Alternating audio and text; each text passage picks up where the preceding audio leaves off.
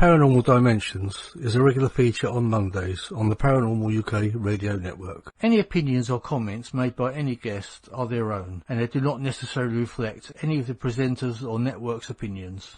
If it does turn out to be alien, it's such a game-changing, paradigm-shifting revelation that the impact, the consequences are almost incalculable. And that being the case, you have to take it seriously.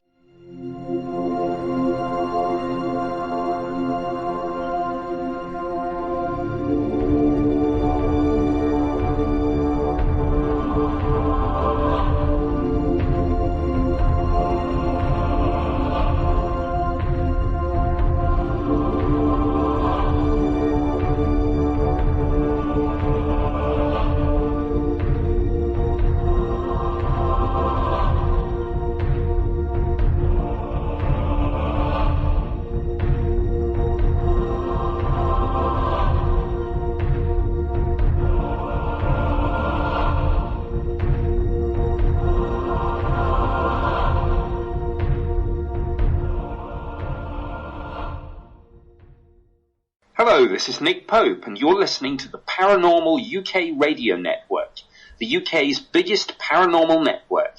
And this is Paranormal Dimensions with David Young. Going to be definitely interesting, something you don't want to miss. Hello and welcome to the show. Thank you for that introduction, Nick. Now, today's guest is James Welsh. Now, James had a book that came out in 2014 called Corroborating Evidence. It was the UFO investigation of the millennium. But just before I introduce James, I'll just read part of the introduction by UFO author and investigator Ron Halliday. It says, all those interested in the UFO phenomenon should congratulate James Welsh for his incredible effort in putting together all the evidence presented in this book.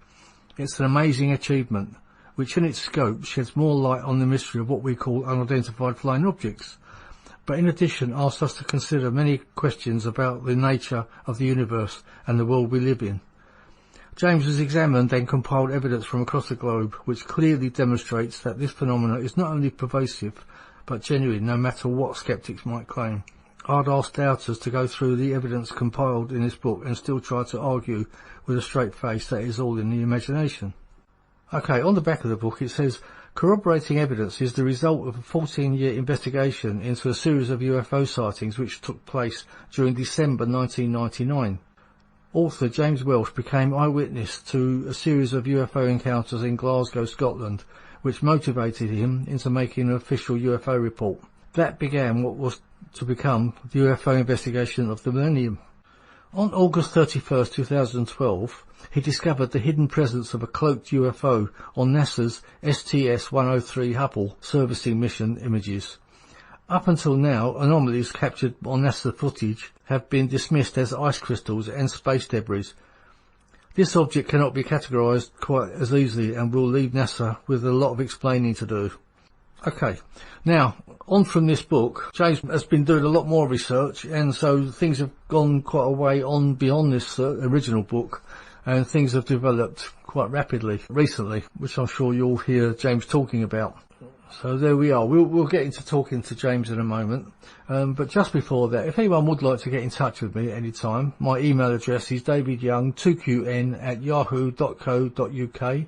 That's davidyoung2qn@yahoo.co.uk. And don't forget, there's a Facebook show page that you can have a look in on. And please say hello and come and join it.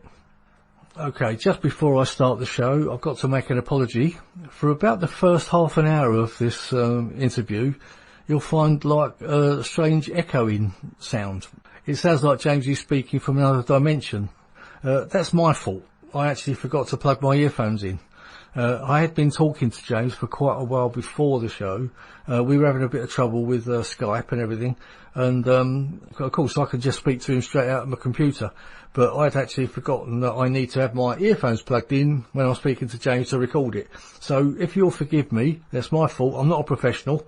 I'm hoping you'll put up with the echo sound that's on James's voice, mostly. I'm sorry about that, but after about half an hour that goes, so you've got about 2 hours, roughly, or just under, of James and you can hear him properly. So I'm sorry about that, but you can still hear what James is talking about. So I hope you'll forgive me for that. So, with that said, I'll bring James on. I'm sure you'll find the whole interview fascinating. So, I'll welcome James Francis Welsh. Hello, James. Welcome to the show. Good evening, world. Good evening, David. Hello, mate. How you doing? I'm doing grand, mate. I'm doing grand. I'm very tired, exhausted, mentally exhausted. I've been playing cosmic chess, you know, with a grandmaster for another planet for a long time, you know. Yeah. I'm mentally exhausted. I know you've told me quite a bit offline about certain things. I know you've been having some really strange experiences, which we're not going to go into at the moment. But I'd like to. I think we first met around about 2015, wasn't it? That'll be correct. Aye, that'll be right. Down in England at the Smelly Truth Conference. Yeah. I don't. Yeah, I'm not quite sure if we spoke much there, but I think we really got sort of talking at the Glasgow conference. Glasgow, I think that was the year after, wasn't it? Yeah, 9 months. Yeah, 9 months and then we had something else where we were thrown together more in a bigger way. This is it. Yep, we helped expose the biggest pawn in ufology in the last 30, 40 years. Yeah, we'll talk a bit about that later. But I think what we ought to point out is that you wrote a book called Corroborating Evidence, the UFO Investigation of the Millennium. I'll put my teeth back in a minute. But now you wrote that in 2014, and it was about your own experiences. Yep. Can you tell us? Would you like to tell us about how you came to write that book, James? Oh, okay. Well, basically it started with two sightings that I had on the 4th of December 1999 at 4:45 in the morning, and then 15 minutes later at 5 o'clock. 6 days later I had another UFO sighting, and I took a note at the time, and it was 4:45 in the evening. And I thought, oh, 4:45, that's coincidental, you know, I had my sighting at 4:45 a week ago, you know. Yeah, that's weird. So I found that quite interesting. But then, 12 hours later, at 4:45 in the morning again, I have another sighting. And that was a close-range sighting. So that was the 11th. On the 14th, I had another close-range sighting. It was an overhead flyby in the town centre. And when I got home from work the following morning at 3:30, the following morning on the 15th of December, I phoned Glasgow Air Traffic Control and logged the longest UFO report for the entire year of 1999. So that was that. So I had sightings basically on the 4th, the 10th, the 11th, the 14th, 15th and 25th December that month. And two of these sightings involved military jets chasing these UFOs. So obviously these weren't just your average, you know, a wee distant point of light in the sky and anything. These were close range sightings, 500 feet, 700 feet away. There was interaction between myself and the UFO, but I didn't know exactly how much at the time until June this year. Was that like a mental interaction? Well, I was standing in front of the thing, and it lit off all sorts of lights, and we were convinced that it was talking with another one, but it turns out that the two craft that we thought we were observing was actually just the one. It was actually, we thought we were looking at oval white UFOs, but they weren't. They were actually the big lights off one of these triangle UFOs. And obviously we weren't looking for the platform or anything, we were only looking at the oval white in the sky in front of us. And as I say, when this thing came up, and I mean, as I say, I'm going to have to reevaluate all my own personal sightings now, because I now know much better as to exactly what happened. But as I say, on the 11th, we seen this thing coming down, and then we seen another oval UFO appear to materialise right beside it for a moment and then disappear. But we realise now, I realise now that the UFO was actually just banking round, and we were actually seeing one of the lights on the underside for a brief moment as it clanked round and sat stationary in front of us. So, the long and short of it is I had all these sightings, and I felt that they were really important. And I thought, well, you know, if you see something like that, you can't not go running off into the world and start screaming and telling everybody, you know, spaceships, I mean, that's exactly what it was. It was a case of Arkham's Razor. You know, it was a case of I'm looking at it, it's not moving, therefore it's not a plane. It was close enough to be near us. If it was a helicopter, we would have heard it was a helicopter. So straight away, I went through the checklist, and it wasn't a plane, it wasn't a helicopter, but it was letting off all these technological lights, so I knew it was a technological object. And the obvious answer hit me there and then that it was a UFO. It had to be, because it wasn't a plane and it wasn't a helicopter. So that was my logic at the time. So as I say, I reported these sightings on the 14th, or the early hours of the 15th, I should say. And it wasn't until 2001 that I actually started researching the matter quite seriously. And I started buying UFO magazine when Graham Birdsall was on it. So I think it was June 2001. I got the copy of the magazine, and there was an article in it about a student in Glasgow that had managed to photograph a UFO over the city in December 2000. So this was like a year after my sighting. Somebody's managed to get photographing something, and that got me to contact Graham Birdsall. And I phoned him. He was just getting ready to go home for the day, and I explained what had happened to me. And he told me to write a countdown and he would publish it in the magazine. So I started writing the account down, and then I also decided that I should get in touch with Scotland's leading UFO researcher, Ron Halliday. So I got in touch with him as well, and sent him and Graham both my written account of what happened during those nights in December. So Ron came out to see me in 2001, early 2002, Ron came out to see me on the 15th of February, and I organised all the other eyewitnesses that had been involved that month.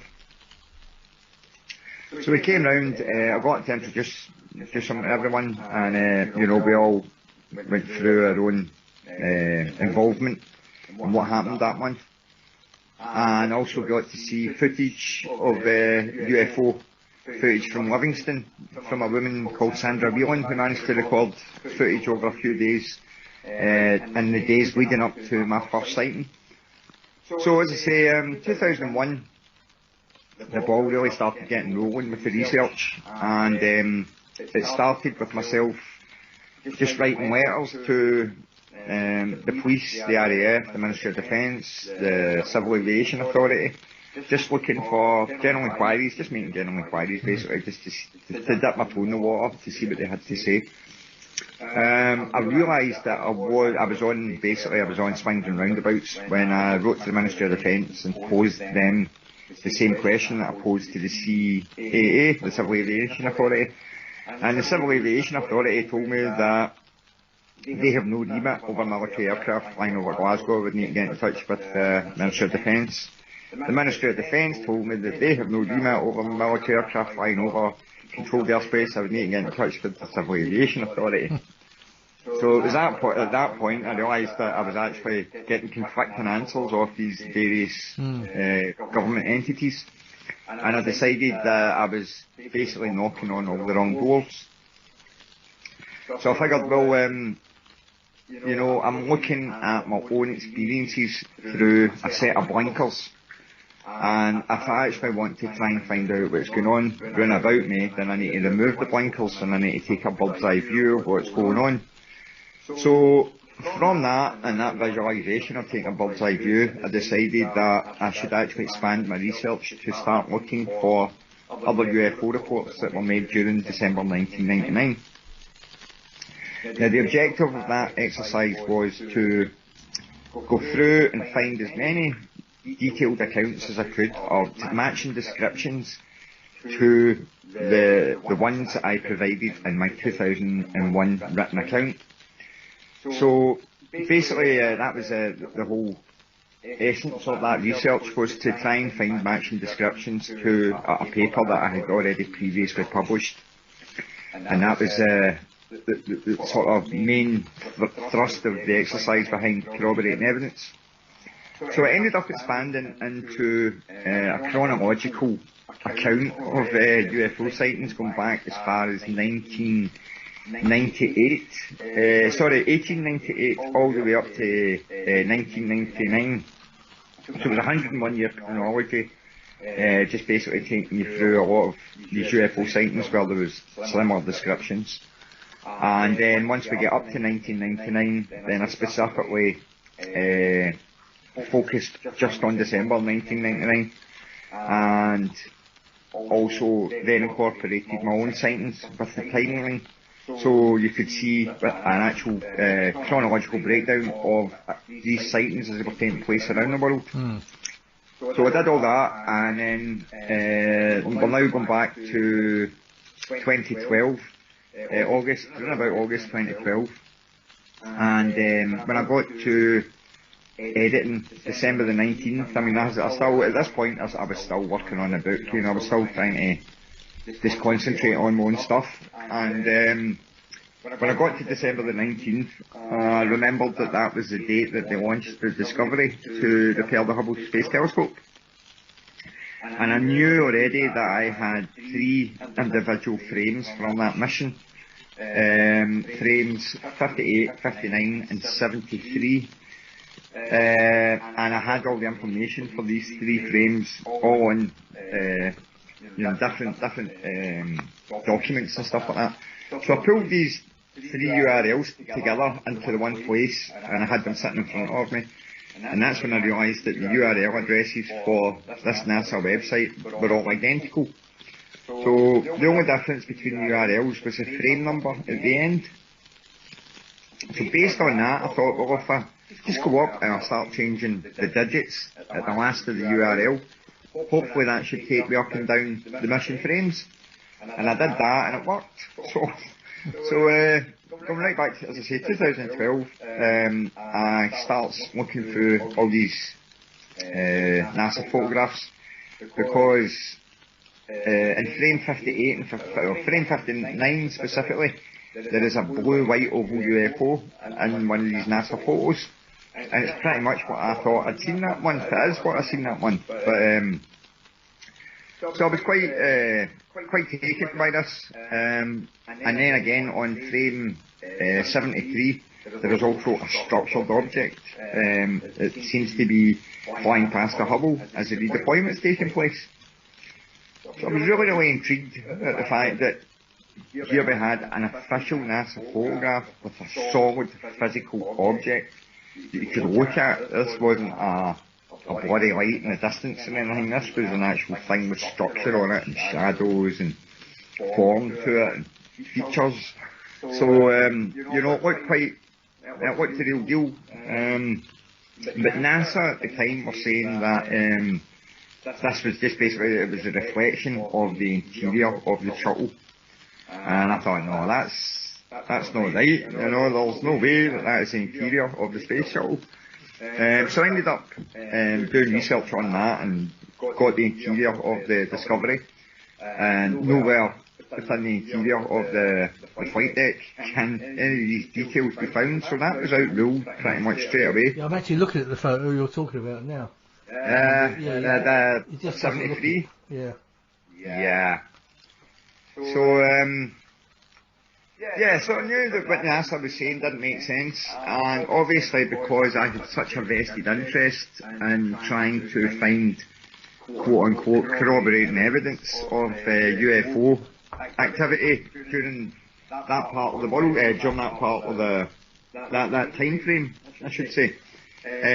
Obviously I was very, very interested in what was in these NASA photos, because if maybe I'd done enough research, I would maybe find hard evidence which would support everything that I had written already, trying to prove that these things happened to me.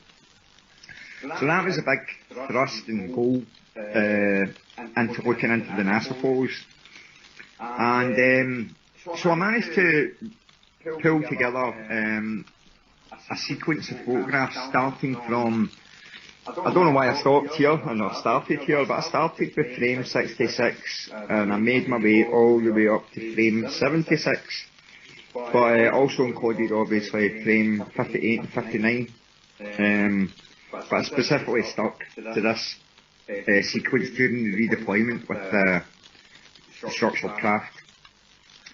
So once I actually laid out the 10 of these photographs from frame 66 to 76, and I had them all laid out in front of me, the UFO, the anomaly, let's just call it the 103 anomaly, it appears, as I say, in frame 66, 67, 68, and then it seems to disappear in frame 69. Then there's a sort of ghost image of something in frame 70, and then you see it in frame 71, 72, 73, 74, 75 and 76. So you're looking at all these photographs, 10 photographs, but it's missing in the middle photo, and I'm thinking, well, it's in the photo before and it's in the photo afterwards, so why is it not in this frame 69? I could not get my head round how it could appear in the photo before and the photo afterwards, but not in the one in the middle. So I thought about it, and then eventually logic got a hold of me and said, look, the reason you can't see it is because it's still there, it's just you cannot see it. That was only, logic told me it had to still be there, it was just invisible. And that gave me the encouragement to look into that frame in particular, even with even greater pause, you know.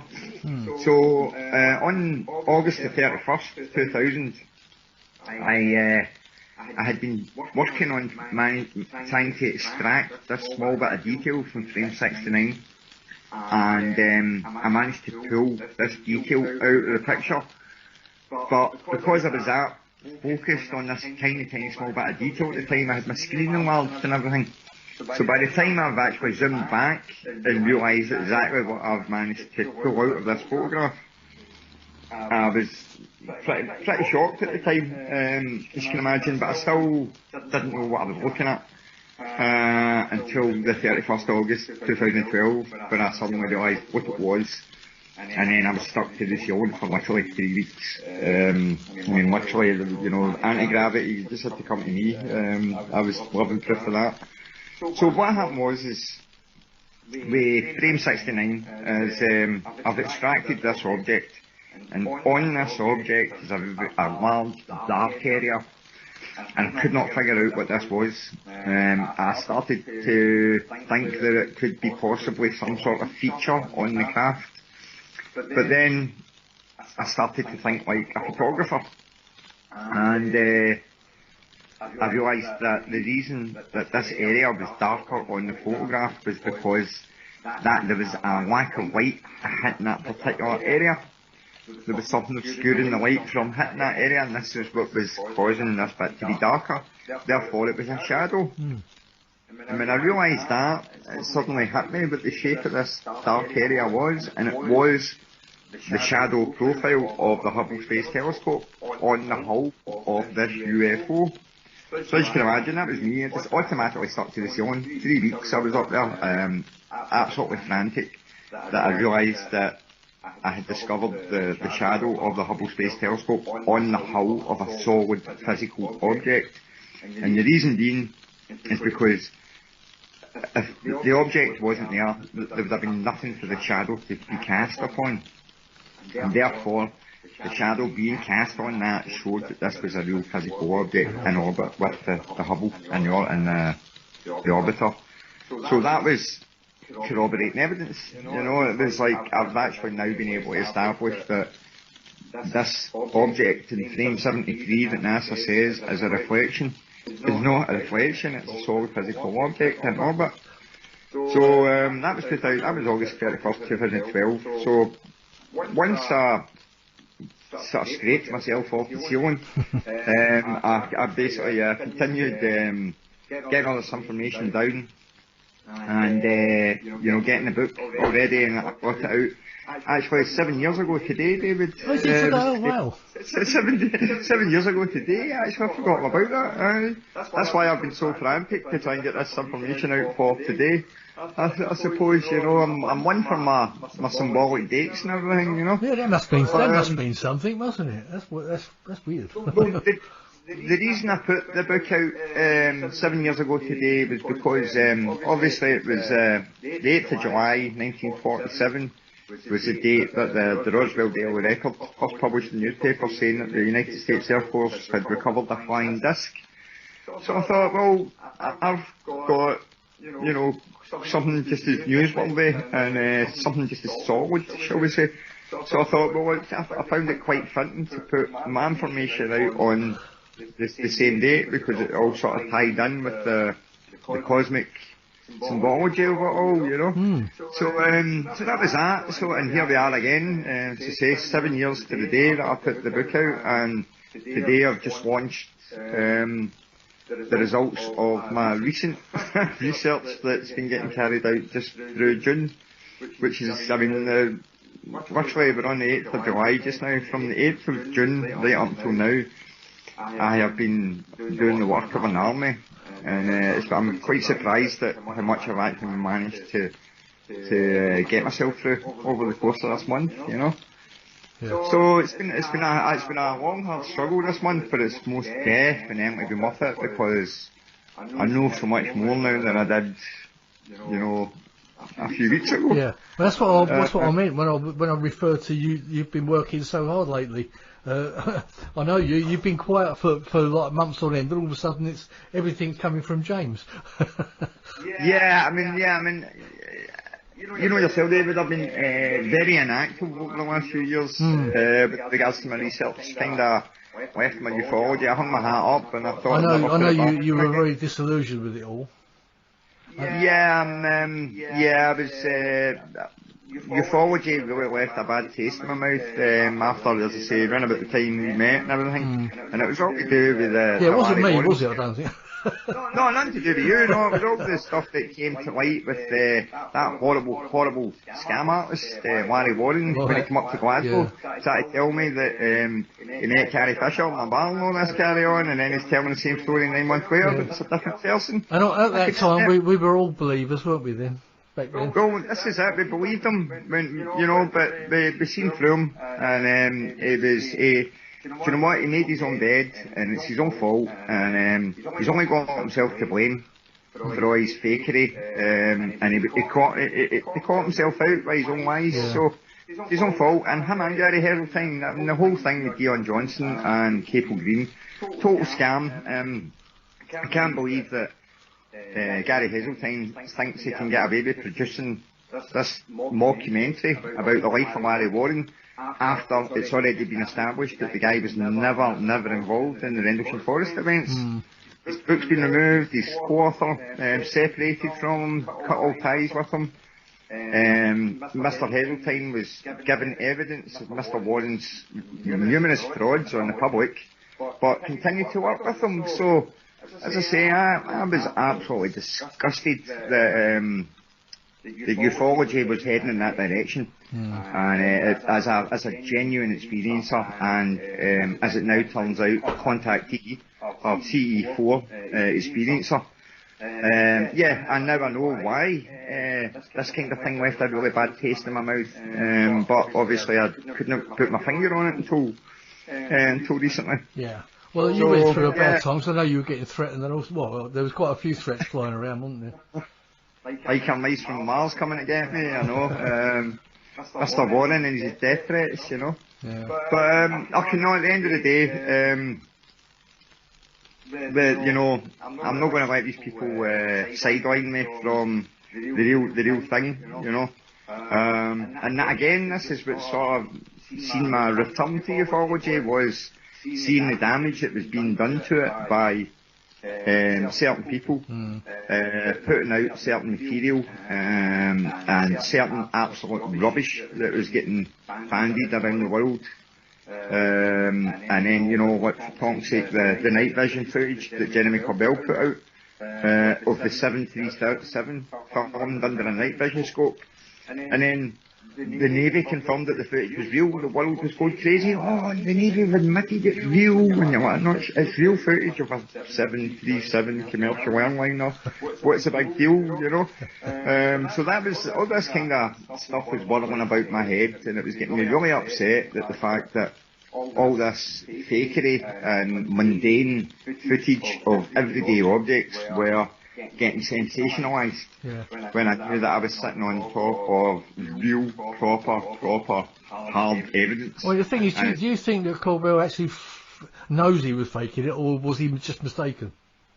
I think he just never paid due diligence. He's a filmmaker, he's not a researcher. No. He's admitted that much. So no, he didn't pay due diligence before he put his information out. And whether or not he just wanted to try and sensationalise the subject, or whether he has the subject matter at heart, I really don't know. I don't know the guy. But as I say, it just hurt me when I seen this kind of, you know, here's a bin liner floating about the wind. You know, the Navy says it's real. You know, Yeah, I mean, even you got to say, James, that even the best researchers have made mistakes occasionally about things, but they usually come out and sort of admit it, don't they? And say, okay, I was taken in with that one. And I think that's what leaves the sour taste in your mouth when you know that somebody's still going along with a fraud sort of thing. Yeah, I mean, obviously, you know yourself, ufology, it's such a big subject, and there's so many people out there that really want to jump on it and try and use it for their own ends, for financial gain or whatever. And it is disheartening, but it's the world we live in, and unfortunately these people exist in every trade, and you know, they're out. Every walk of life. Life out there, mate. Yep, this is true. So there's no point in spending energy on, you know, getting upset with these people. You've just got to brush them off and get on with it and do your own thing, because if you spend too much time thinking about it there, you know, you're not going to get anywhere yourself. So yeah, you just got to ignore them. I mean, I think people become wise to those type of people anyway, don't they? And they get put into a certain category, and people just don't really relate to them anymore. You know, once you've been in the UFO business or the paranormal business or any type of thing like that, once you know, you seem to get to know who the frauds are. Yeah. You know, and you and I know a few. Unfortunately, sadly. But the main thing is I mean, the subject matter now obviously is really big. I mean, but the Sun, if you speak to any Sun journalist or any of the editorial team over the phone, they'll tell you that what I have is something that the public, or not the public aren't interested, but it's not something that, it's not a story they're interested in running. So they've been given 3, maybe 4 opportunities now to publish my stuff, and they keep knocking me back. So when this stuff goes mainstream and they come knocking at my door, they are getting sent home with nothing to eat. So they're not interested in the biggest story of mankind, which I am helping to unravel and you know, convey to earthlings all over the world. So I mean, my research has went kind of skyrocketed the past few weeks. Literally, I've not just taken leaps and bounds, but I've taken light years advance on where I was in 2012 and 2014 with Hubble research, and now it's pretty much published this morning, small levels of this morning, and it's out there now. So we'll see if it does. You know, we'll see if it gets the same sort of sensationalism that all the mundane stuff has been getting. But I doubt it. Yeah, well, we'll wait and see. I mean, this is heading for a second book, is it? Corroborating evidence?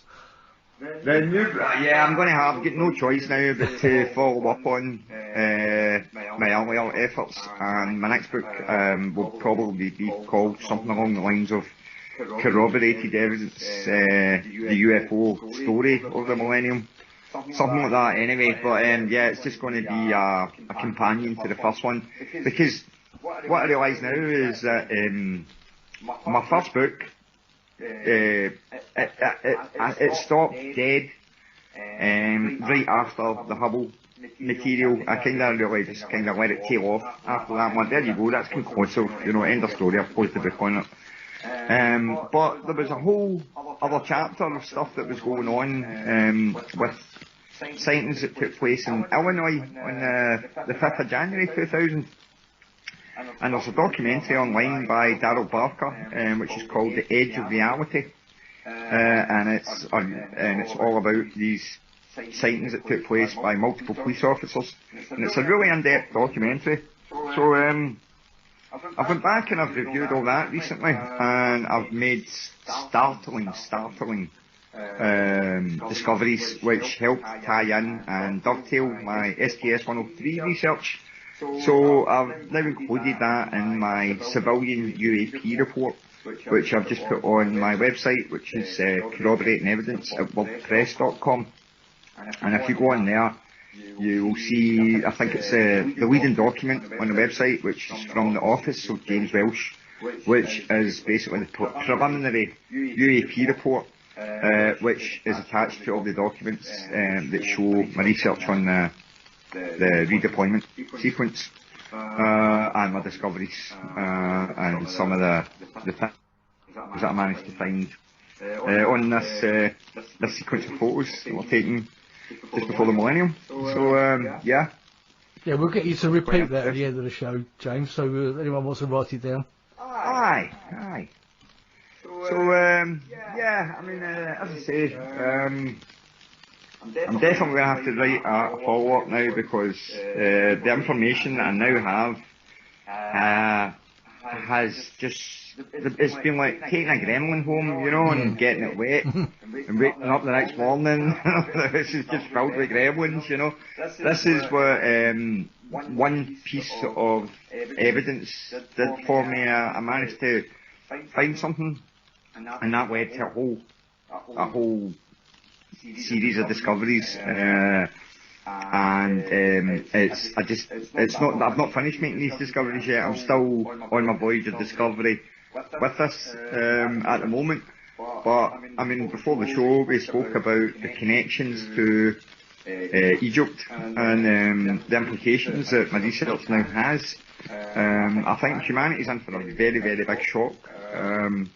Should this information make it out into mainstream, we're all in for a serious shock and a serious re-evaluation of the history of humanity and who we are as a species and what we're doing here.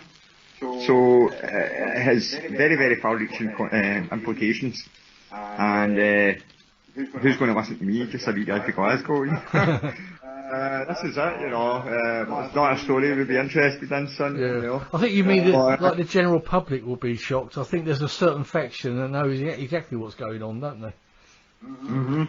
Yeah, you better believe it. But again, as I say, I'm working on a paper at the moment that I'm hoping to publish. I don't know when it'll be published.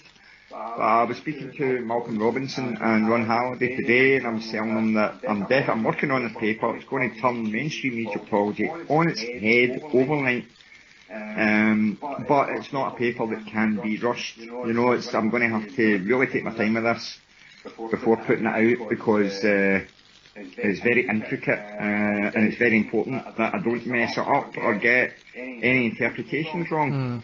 But just over the last 72 hours, I mean, as you know, I'm telling you, I've had a lot of weird phenomena going on, and over the last month, I seem to have been given a memory recall of my events and more clarity.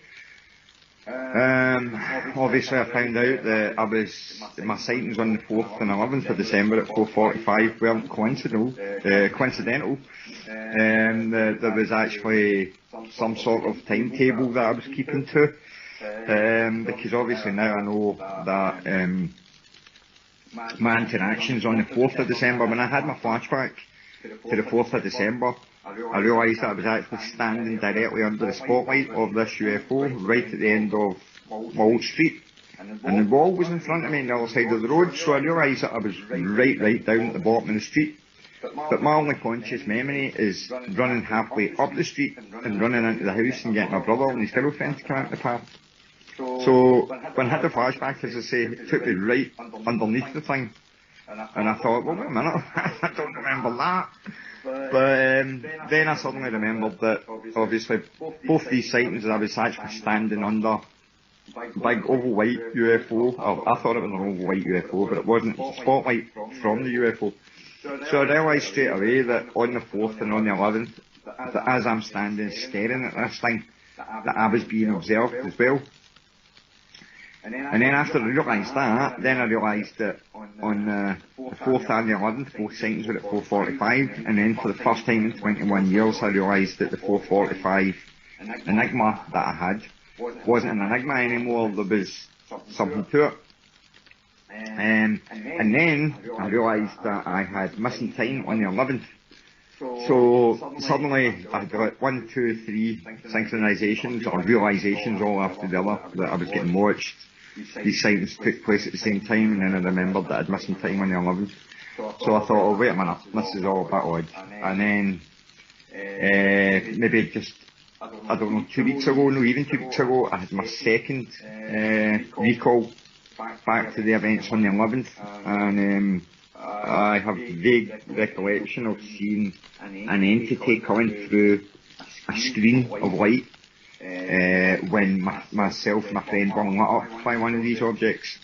And I'm now coming to the realisation that the big spotlight that sits at the front of these UFOs can be used to basically knock its victims, to disorientate them basically. So when this thing strobed, it strobed about 5 or 6 times at us, and it got stronger and stronger, and then this big flash of light went off. And as that flash of light went off, I remember seeing all this light bouncing about in every direction. And my pal said it was like glitter, or like an old style camera flash. And I also said it looked like light bouncing about in every single direction, all at the same time. So that was always my recollection of that, but when I had the second flashback to that sighting, I realised that when this strobe light went off, I've actually seen this light bouncing about in every direction. I've actually seen something coming through that light, and it actually bent its head as it came through. And the top of the light must have been 6 foot, 6.5 foot, and this thing still bent its head as it came through it. And at the very moment I've seen this thing coming through this screen, my eyes have looked away from it and looked at the fence. And that's when I remember, my conscious memory was always looking at the fence and seeing both my friends and my shadow on the fence. But our shadow had, there was a main shadow, but then our shadow had a shadow, had a shadow, had a shadow, had a shadow. So there was all these secondary shadows coming away on each side of our own shadows. So, you know, there was multiple points of light coming down on us. But as I say, when I had the recollection, actually seen something coming through this screen, and I now recall seeing lots of smaller shadows run about me and my pal. So I honestly think that, you know, when this light came off, we were taken, and then whatever happened, and then we were put back. So it explains the missing time down to a T now, because for 21 years my friend and I were convinced that we just lost that time that night with excitement, because we literally stood on football grounds for 2 hours, literally 2 hours watching UFO activity. But the time went in 20 minutes. But obviously it's been in that quick. You're like, well, where'd the time go? No, alright, well, it seems like 20 minutes. We'll make it 40. Do you know what I mean? Because we maybe get carried away with the time. We've maybe been here twice as long as we thought. That would explain it, you know. But it didn't, because we left the house at 4:45 in the morning. The event itself would have taken, we believed at the time would have taken no more than 5-7 minutes. And we staggered back out that lane and then went down to meet up with my sister and my friend. But as I say, suddenly it was 7:15, and this is when the 3 tornado jets came flying over the top of Queen's Park. And we've realised the time, so we're like, well, it didn't take us 2 hours to do a 10-minute walk and then to lose 50, so we lost over an hour and 20 minutes between us. Wow. And that same night, as we were standing watching these, and I actually turned to my friend and said to her, do you think that there's someone else on the other side of the planet that is seeing what we are just now? And then it turned out that when I'd done my research, that there was another UFO sighting taking place at the same time. The eyewitness described seeing the exact same things that we were seeing. So I found that very, very interesting, the fact that there was a simultaneous sighting taking place during my own sighting, whereby the eyewitness in the other part of the world is describing the exact same thing I seen. So I thought, well, there you go, you know. So that was that. So these would all be, obviously, it was quite an interesting series of UFO events. Even so, more so now that I know more about what happened. But as I say, 2001, I was all about, you know, exposing this and running about like a madman, and Egypt and pyramids, Egypt pyramids, aliens and Star Wars, you know, that's my cat, you know, that's my life, that's me all over, you know. But as I say, getting the book out, you know, I thought when I published that book in 2014, I thought that was me really taking things as far as I could take them and hanging up my hat and saying, right, there you go, that's for your forward age, you know what I mean, there's my tuppence worth, these things exist, end of story. But as I say, the last few years I've felt myself slowly getting drawn back into the subject, because I was sick of seeing the way that people were treating such a serious subject. And here we are today, so, yeah. Very interesting. Yeah. I'll tell you what, James, I mean, before you even started thinking about your books and seeing all the... Were you actually interested in UFOs as a young man? When I was younger, I used to read what was it called? There used to be a magazine that came out, The Unexplained or something, I think it was called. You know? Oh, right, yeah, I think we all read those, didn't we? I think I've still got one here. Aye, you know, it was fascinating, you know, things like, you know, I loved all these really weird and spooky subjects like spontaneous human combustion, you know, things like that. Yeah. Every, you know, yourself, every month or every week or whatever it is, you'd open it up and there'd be a new subject for you to get involved in or whatever. So yeah, I was always open-minded, but even when I was a child, I was pretty much obsessed with Egypt from a very, very early age. And what I could never get my head around was the fact that we could build these massive, elaborate pyramids way back, thousands of years ago, but we can't do it today. And that always puzzled me, and that always really had me scratching my head. I'm like, well, if this is the future, why are we making buildings that are just nowhere near as impressive anymore? You know, it's like, what's going on there? Yeah, because they're so complicated. I mean, they're not just the shape of the pyramid, it's the way they're built inside as well, isn't it? That's, you know, the complex tunnels and chambers and everything else. That always fascinates me. Yeah. But, I mean, and obviously some things might come out of that. What you just talked about, Egypt, and that could be a story for later, mightn't it? For another time. It's gonna. I put it this way: Egyptologists will not be happy. Physicists will be rejoicing. I'm pretty sure of that. And historians are going to have to just basically go around and collecting all the history books, pile them all up, and burn them. And we're going to have to start again. I think that's the long and short of it. But I mean, it's a case of. I mean, you've got the likes of Graham Hancock, who I admire very, very much. He was a great inspiration to me. But I mean, the likes of Graham, he's one that talks about, you know, he says humanity has a hidden past. He says mankind has amnesia. There's a hidden part of human history. And, you know, it's right around the corner. We can't, it's not there, we can't touch it, but it's there. And Graham Hancock was absolutely 100% spot on with that assumption that we have amnesia as a species. The last 2,500 years has been basically a a restart for the human race. Even though we go back tens and tens and tens and tens of thousands of years on this planet. So there was different civilizations here a long time ago that's all quiet. And there was a global civilization at one point, which was destroyed, 2,500 years ago with the Great Flood, deliberately. So this is, I'm not stating all this as fact, I'm just stating this on basically the results of my research. I know you don't want to say too much about it, because... Yeah, just the results of my research has basically led me to conclude that the flood was a deliberate act by God, as stated in the Bible.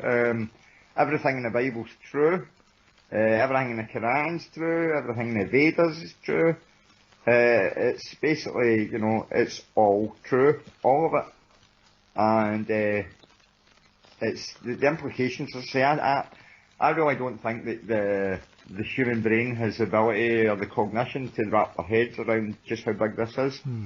So I think this is why it's all kept secret, because I think if people were to really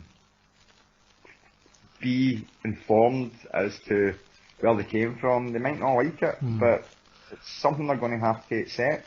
And it's all part of the, you know, the maturing process. So, yeah, I'm really looking forward to advancing on my Egyptological studies. And, I mean, literally, as I say, the last 24 hours I've been able to translate Egyptian hieroglyphs, and I've also been able to translate some Sumerian hieroglyphs. Gracious. Yeah, exactly, and I'm thinking, well, oh my God, what's going on now? That must have even been a shock to you. I will put it this way, reading the Sumerian was very easy, because all I was doing was translating it from the Egyptian, so it was the same passage, only written in, obviously, Sumerian. But I recognised it for what it is, because it's not exactly text, it's actually technical drawings that they're giving you. So they're giving you actually schematics and technical papers. So this is going to cause quite a stink when it comes out. But I've already got in touch with one of the Egyptologists for the UK, informed, because I watched a wee thing with her today, and she was going round the relief of the weighing of the heart ceremony, and she's talking about how, you know, man's getting brought forth before Osiris and so on and so forth, and all the good deeds he's done in his life and so on and so forth. But she's absolutely talking out of a hole in her backside, and she doesn't know it. As far as she knows, she's going with it. She's been trained up and told. Right. And we've all learned over, you know, when we were at primary school and secondary school. Well, I hope she's not listening to this show anyway. No, I hope she is, because it'd be nice, you know. So, by the way, you got it wrong, you can go back and correct things now, you know. But, no, I mean, at the end of the day, as I say, I never, obviously, when I started with this research, all I was trying to do was contribute my small part of what I've seen, and say, right, this is what I've seen, this is what I did about it, this is what I found out, bang, there you go, there's my contribution.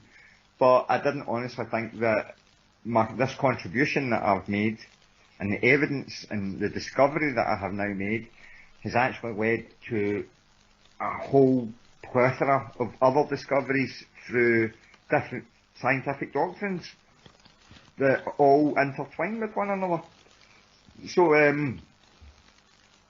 yeah, I mean, I'm still shocked. I mean, we could talk about We'll get into talking about what I found on these NASA photos. Yeah, but I think the Egyptology thing is going to have to wait for another show, isn't it? Because I think you'll probably come up... Yeah, well, definitely, because... You'll have a load to talk about then. Yeah, but we'll get all that out in one show, because I think that'll probably take up at least a day of it anyway. But yeah, I mean, as I say, we're all in for a fundamental, a total wipe down and resetting the table again after I come out with this information, because it's absolutely incredible when the public find out what we have been sitting on for thousands of years and just not realised. Well, The ancient. I think you might agree with me. ancient I think it's been hidden from us, James, isn't it? I'm sorry to interrupt you. I think. No, you're right. It's been hidden from us in plain sight. This is the bottom line. I mean, just to sort of knock it all on the head, is basically ancient man ran a worldwide advertising campaign, a worldwide billboard campaign to advertise to the future, to say, look, we are your forefathers, and this is where we came from, and this is what we have, and this is what we're giving to you. And it was laid out, and basically, again, as I say, if I go back to the weighing of the heart ceremony, and you have your jury of 12 jurors, which are made up of deities and humans.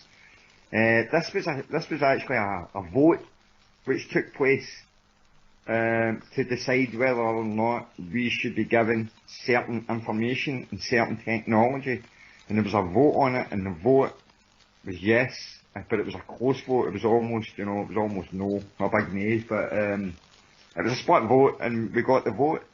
And as I say, we've spent the last 2,500 years staring at these wonderful monuments and artworks and reliefs and all these texts and stuff like that, but we haven't put our finger on exactly what they are pointing to. But now I know, and as I say, when this comes out, it's going to put Egyptology, it's going to turn it on its head overnight. And I don't know if that's going to excite or terrify Egyptologists, but as I say, it should excite physicists, and it will make the world, raise more than just one eyebrow.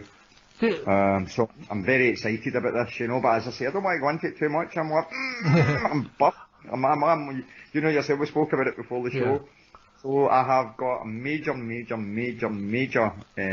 reveal to still come out, which is totally, I was going to say it's totally separate from the UFO thing, but they're all interconnected, and this is where it's very strange, because obviously I've got an interest in Egyptology, and I have an interest in ufology, but for them to cross over and actually be the one subject is something that I didn't expect. Yeah. I don't think it's the thing anyone expects, Yeah. But it's all the one thing, yeah. I think we have to admit that we do talk a lot off the show, so I do know a lot about what you're talking about. So, but I wouldn't try to tell anyone what you're talking about. I let you do that. I don't even know what I'm talking about. I just don't know for the soft on it. That's just how bad it's I know, these days. But that's why I know there's a whole another show out of this. Another show there, yeah, definitely. And probably even a book from you. I think it's a book in its own right, Yeah. So yeah, I mean, I'm going to have a busy few months ahead of me trying to knock all this together. I mean, I think I was talking to you the other day. I was saying I was trying to get myself booked on a plane to Lima, because I want to go out and see the museum over there with the elongated skulls of the Paracas tribe, which have got non-human DNA. So again, this sort of ties in with my research to do with the UFOs and to do with Egypt. And just don't get certain people involved in that. Yeah, I think I'll just sort of retire and lock myself in my, my house and just. Because there's some people who jump all over it and think I could make some money out of this. Yeah, that's it. I mean, I can see the Discovery Channel just see pound signs lighting up in their eyes just now. This is me. I'll be on Ancient Aliens as a presenter before you know it. Well, I hope so. I don't see why not. I like Ancient Aliens, actually. It takes you to places you'll never get a chance to go to. Yeah, that's true. I mean, both, places you'll never go to, off the coast of Bimi in Japan, 25 metres underwater, I think it is, whatever it is. You've got these ancient ruins sunken off the coast of Bimi, and there, in these sunken ruins, there is an Easter Island statue in Japan. You know what I mean? So you're like, what's that doing there? It shouldn't be there. But yeah, I think I know why all this is where it is and why it's all sunken and etc. But cultures all over the world are in for a shock. You know, my sister even today, talking to her about the Celts and what the Celts knew. I mean, the thing is, though, you mentioned Graham Hancock, so even the likes of Eric von Daniken awoke people to those possibilities, didn't he? Yep. I mean, von Daniken basically, you know, the thing about von Daniken is he boxed clever when he brought that book out in 1968, because the book wasn't entitled God Was an Astronaut. You know, it was a case of, was God an astronaut? It had a question mark on the end of it, that's right. And all the way through his book, all von Daniken does is pose questions, and he puts questions to the reader. So he gave himself a nice wee, he insulated himself there. And obviously... but it made you think. It was one of the first books that I actually realised. It made me think what the hell was going on back then, you know. Yeah. But yeah, there was a lot more going on then than we actually know or we're actually being led to believe. And I'll tell you this much as well, David, you know how they go on about all these ancient civilisations and how they were all primitive because they hadn't invented the wheel? Well, the reason they never invented the wheel was because they had something better. So that's all I'm saying at the moment. Right, okay, yeah. But they didn't need the wheel because they had something a lot more sufficient that worked. Yeah, save that one. Yeah, we'll save that one for the next show. So, where are we then? So will we talk about these NASA things? Yeah, go on to that bit then. I know it's all very complicated. Sorry for the listeners if it's getting a bit confusing. No, it's alright, it's one of the ones, as I say, my head has been like... No, I'm just thinking about anyone listening to this might be getting a little bit confused but it is rather a confusing story anyway, isn't it? It's not a sort of a beginning and end story. It does sort of shoot about all over the place. No, and I'm not the best of people to tell that story. I'm so especially with the Scottish accent. Yeah, I'm honestly, it's so hard to try and pin down a thought at the moment with me because my brain has been operating in hyperdrive for 4 weeks now. But right, so if we go back to obviously, right, so I had the sightings December 1999. I found out about the Hubble photographs, and I published, obviously, 2012 I published the result of what I found on SDS 103-73469, and that was structured UFO with the shadow of the Hubble telescope on it. And then obviously there's the other photos that were taken a few seconds later which show the structured UFO. So in 2014, as I say, when I published corroborating evidence, I was satisfied that I had made the case for a solid physical object in orbit. And I thought, well, I can't do much better than that. I've actually been able to go a step beyond what I expected to take my investigations, and now I've actually been able to find tangible evidence that prove that what I was saying that has some validity to it, because now I have a structured UFO in orbit and say, well, look, there's supporting evidence to say what I was seeing that month in Scotland. So, as I say, it's only been the last month, or so 6 weeks, 2 months, that I've started sort of dabbling back into this research. And over the last 4 weeks, as I say, I've had a serious memory recall and unblocking, if you like. And as I've already explained to a couple of people, with regards to the memory recall, when it happened, when I had that flashback, I could actually feel the whole left-hand side of my head like being relieved. It was like flushing. It was like a toilet flushing in my head. You know, you could feel something run down the side of my head and down my neck the minute I had the second I had that flashback. And ever since, I've been able to fire on all cylinders at the speed of light. And I've been a changed man over the last 4 weeks. And it's actually scared my family, because I've just been frantic and like, I need to get this done. I feel like the rabbit, Alice in Wonderland, the Jack Rabbit. I'm late. That's been me for 4 weeks. But I keep telling them, everything's fine. Everything could not be better at the moment. I am feeling absolutely incredible.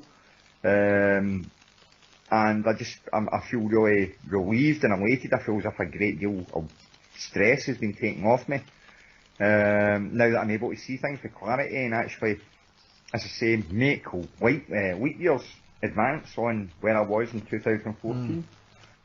So, I wonder if moving home helped you as well, James, because you were living in somewhere that wasn't very pleasant as well, weren't you, at the time? Yeah, I was down in one of the not so nice parts of Glasgow, but I'm staying now on the very periphery of a big country park, and the amount of wildlife and everything I get down here, I've got like two pack of foxes that I help feed regularly every night, and it's very idyllic here, you know.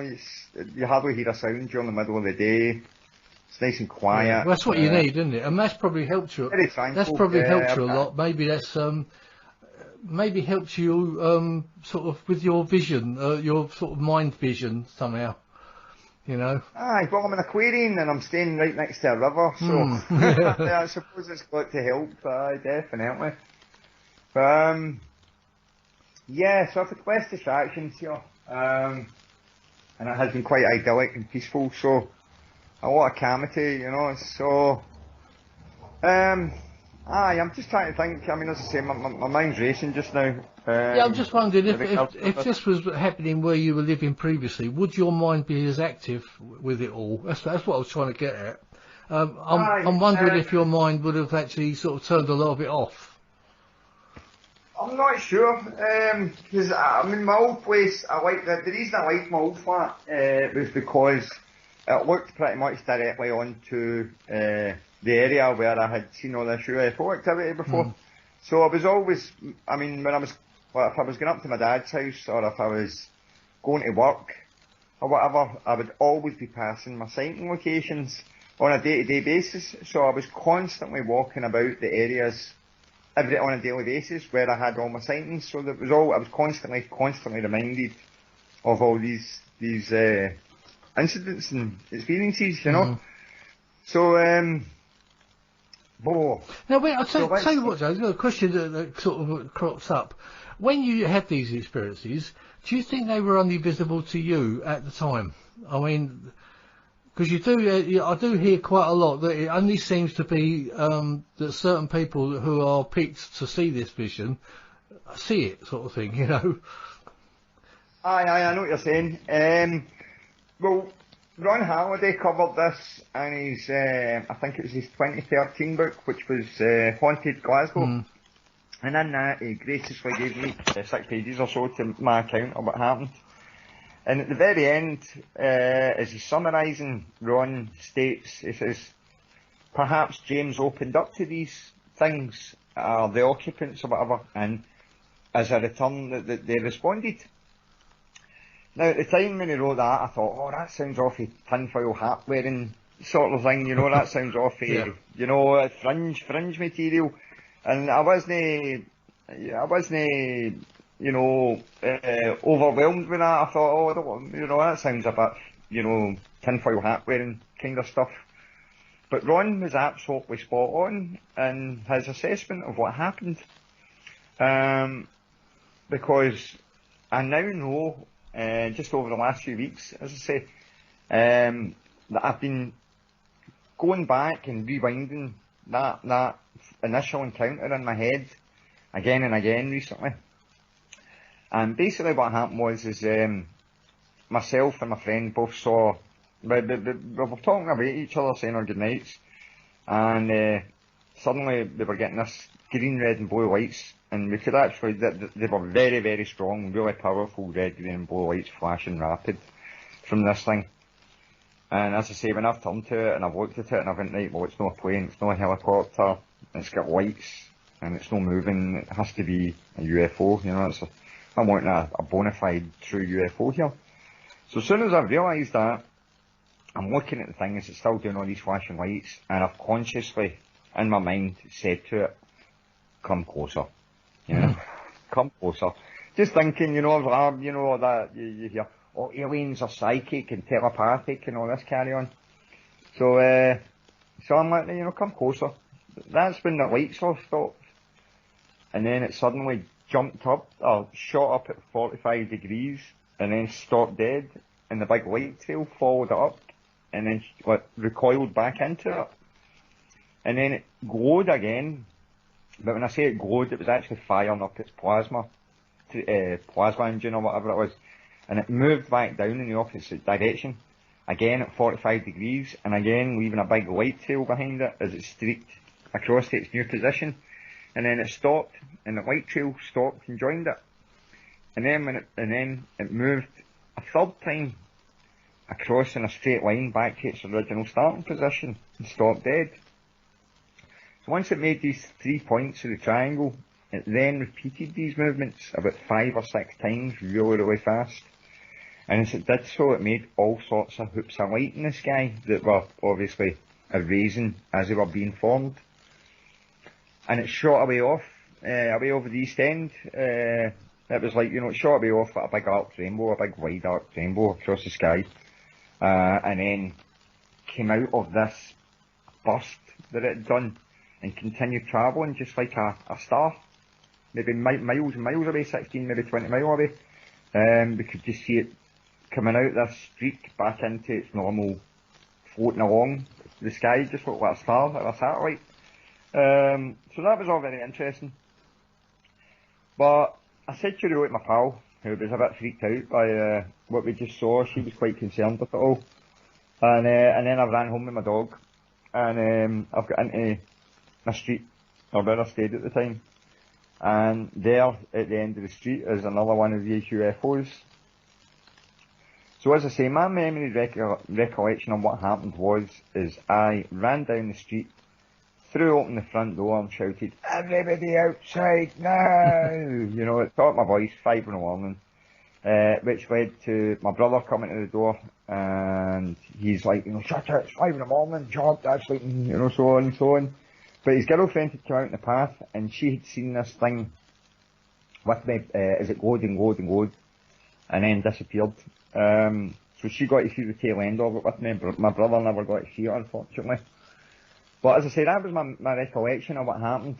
And then obviously I phoned East Kilbride and Rutherglen police stations to make inquiries if anybody else had phoned up to report strange lights in the sky. But as I say, it was only a few weeks ago when I had the memory recall after the flashback that I actually found myself standing directly under the spotlight of this UFO at the end of the street. And that's what really perplexed me, is the fact that I'm saying, well, hold on a minute, I only ran halfway up the street, how come in this sort of flashback here that I'm right at the other end of the street? So I'm thinking, well, wait a minute, have I got a false memory planted here, So I'm thinking, well, if anything did happen on the 4th, then me and the dog were both taken, so my wee dog was an abductee as well. Yeah. God bless him. God bless his soul. So, but after the 2 sightings on the 4th, eventually, after obviously I spoke to my brother about it at length, and then we eventually fell asleep. I woke up that following morning after having an experience, well, having a dream, but it was more of an experience in the dream, and basically that involved me being in complete darkness.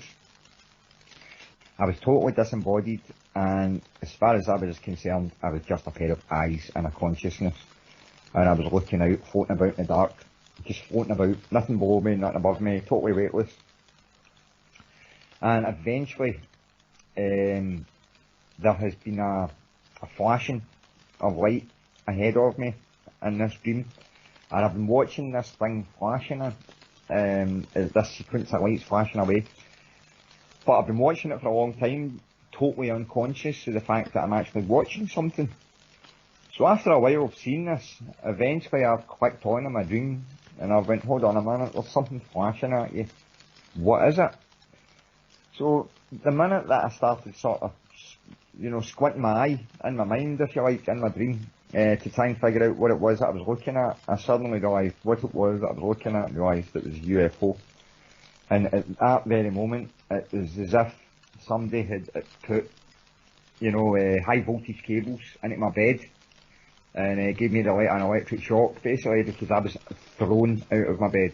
I was literally thrown out of my bed. And my feet hit the floor before my eyes opened. And my first words were, I need to get to Egypt for the Millennium. So I was quite freaked out, and obviously 3 days later I bought my ticket to go to the Millennium, to go to Egypt for the Millennium.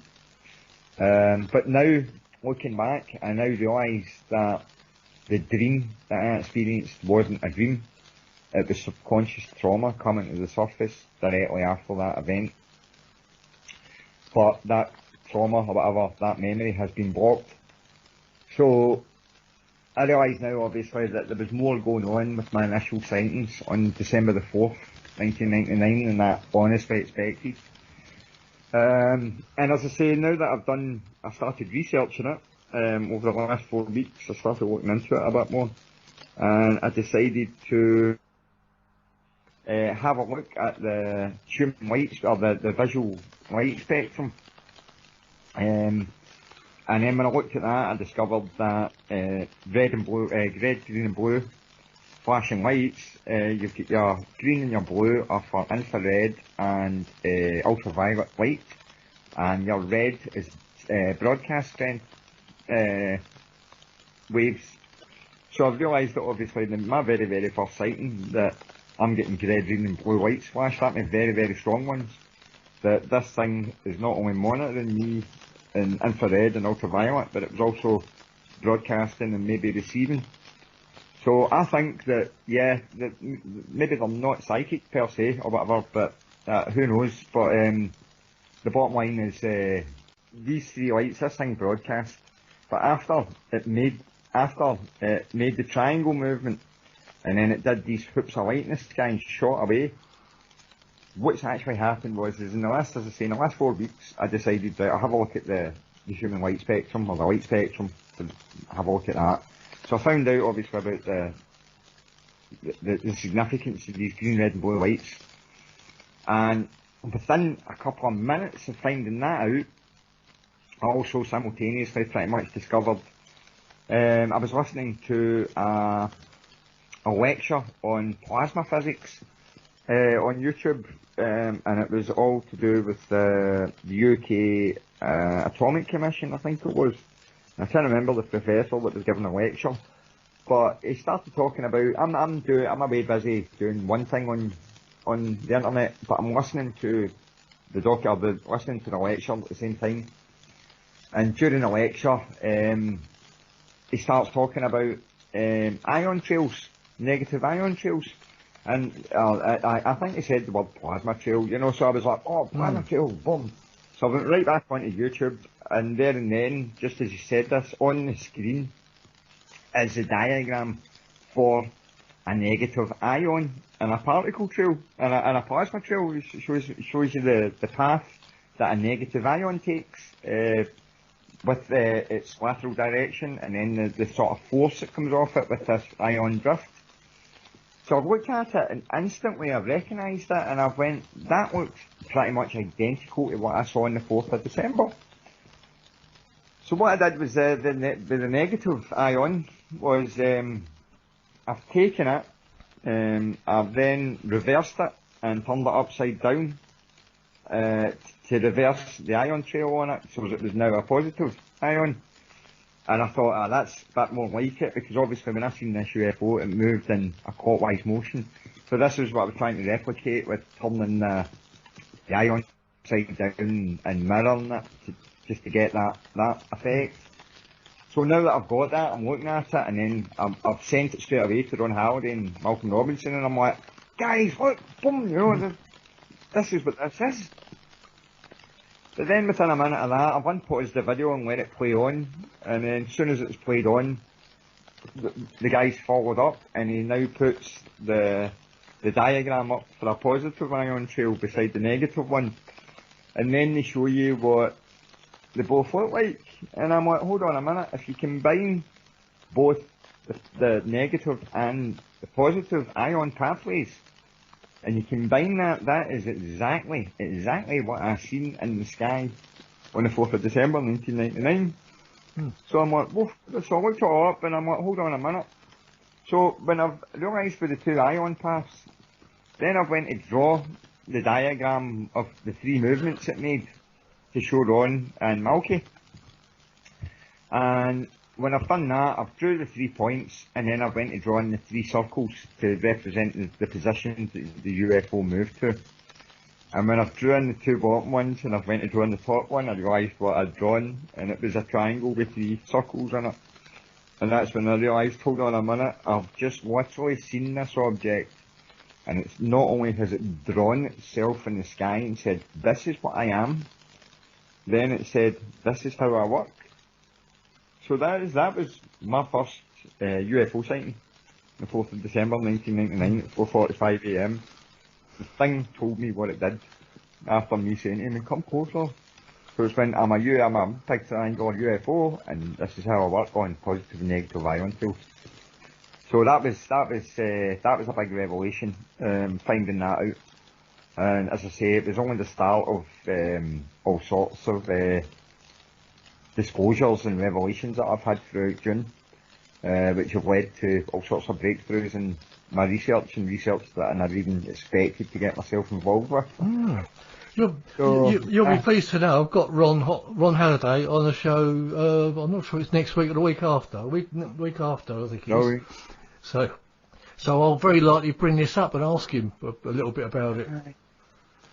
Yeah, I mean, as I say, I was absolutely just blown away at the fact that there again, I've seen this thing within seconds. I had communication with it, it communicated with me. But as I say, I mean, I don't know. I think that these entities, whatever that were occupying these things, were quite impressed with me. You know, I think they gave me a job to do. Yeah, well, it certainly sounds like it. I mean, obviously they've picked a person with that intelligence and that doggedness that you've got, that you don't give up, do you? I think it was just my enthusiasm, you know. I mean, obviously when I've seen that, I'm like, oh wow, that's pure cool. Do you know what I mean? Hey, come closer, let's be pals. You know what I mean? You guys rock. And they must have sort of found that humorous or something. And oh, let's be guys right into it. Do you know what I mean? This is all right, fair enough. Do you know what I mean? We'll. I mean, I've no idea what's happened or, you know, with the missing time or anything. But I honestly think that I was given some sort of I conspired with these occupants to. I was given a job and a role to fulfil, and this is why I actually spent all the years researching and writing corroborating evidence. It wasn't really me, if you like, that was at the helm or the centre of all that. I think I was just like the tool. Yeah. To try and convey this. So yeah, I mean, I think I'm some sort of. I mean, as I say, I used to always think my obsession with Egypt came from myself being a scribe in a past life. And I thought, I've always believed that that's what I was in a past life. I was an Egyptian scribe, and I was probably murdered for spelling something wrong or something, bad grammar, you know. But no, I mean, as I say, over the last month, I'm starting to realise, so hold on a minute, I actually think I'm a scribe in this life and not a previous one. So that's been kind of shown to me as well. So I'm like, oh. But I mean, as I say, I can't make head or tail or sense out of it all. But as I say, I was able to make connections to physics with this, and I'm no physicist or mathematician or anything like that. You know, I'm not that. I'm a left brain kind of guy. You know, I'm a right brain kind of guy. I think. You know, I'm a creative and all that, but I'm not analytical per se. But as I say, some of the stitching, I like to, it's a term I've just invented, I called it scientific stitching, or scientific stapling, and it's where you're taking different doctrines and basically, essentially making yourself a quilt, you know? Yeah. I mean, that's what it's all about, isn't it? Because I mean, what we've normally done, what everyone normally does, everyone shares their research. You learn off of other researchers will pick your work up and learn from you. You know, and this is how we should be doing it. Yep. I mean, there's an artist out there called Marcia Burke, and she does a lot of sculpting and artwork regarding the Mayans. And she did this artwork of a Mayan with an elongated skull. And it was, as soon as I seen it, the penny dropped again for me, and I was like, blue.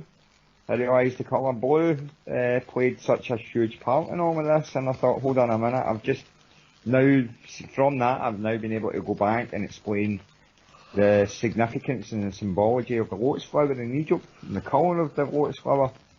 So there's a lot going on with all these sort of secondary fields of research that I can now, all this can now get sort of tapped directly into. So, I think I'm far from figuring it all out yet, you know. But you know I'm definitely getting somewhere. Oh yeah, well you've definitely gone somewhere with your book, your corroborating evidence book.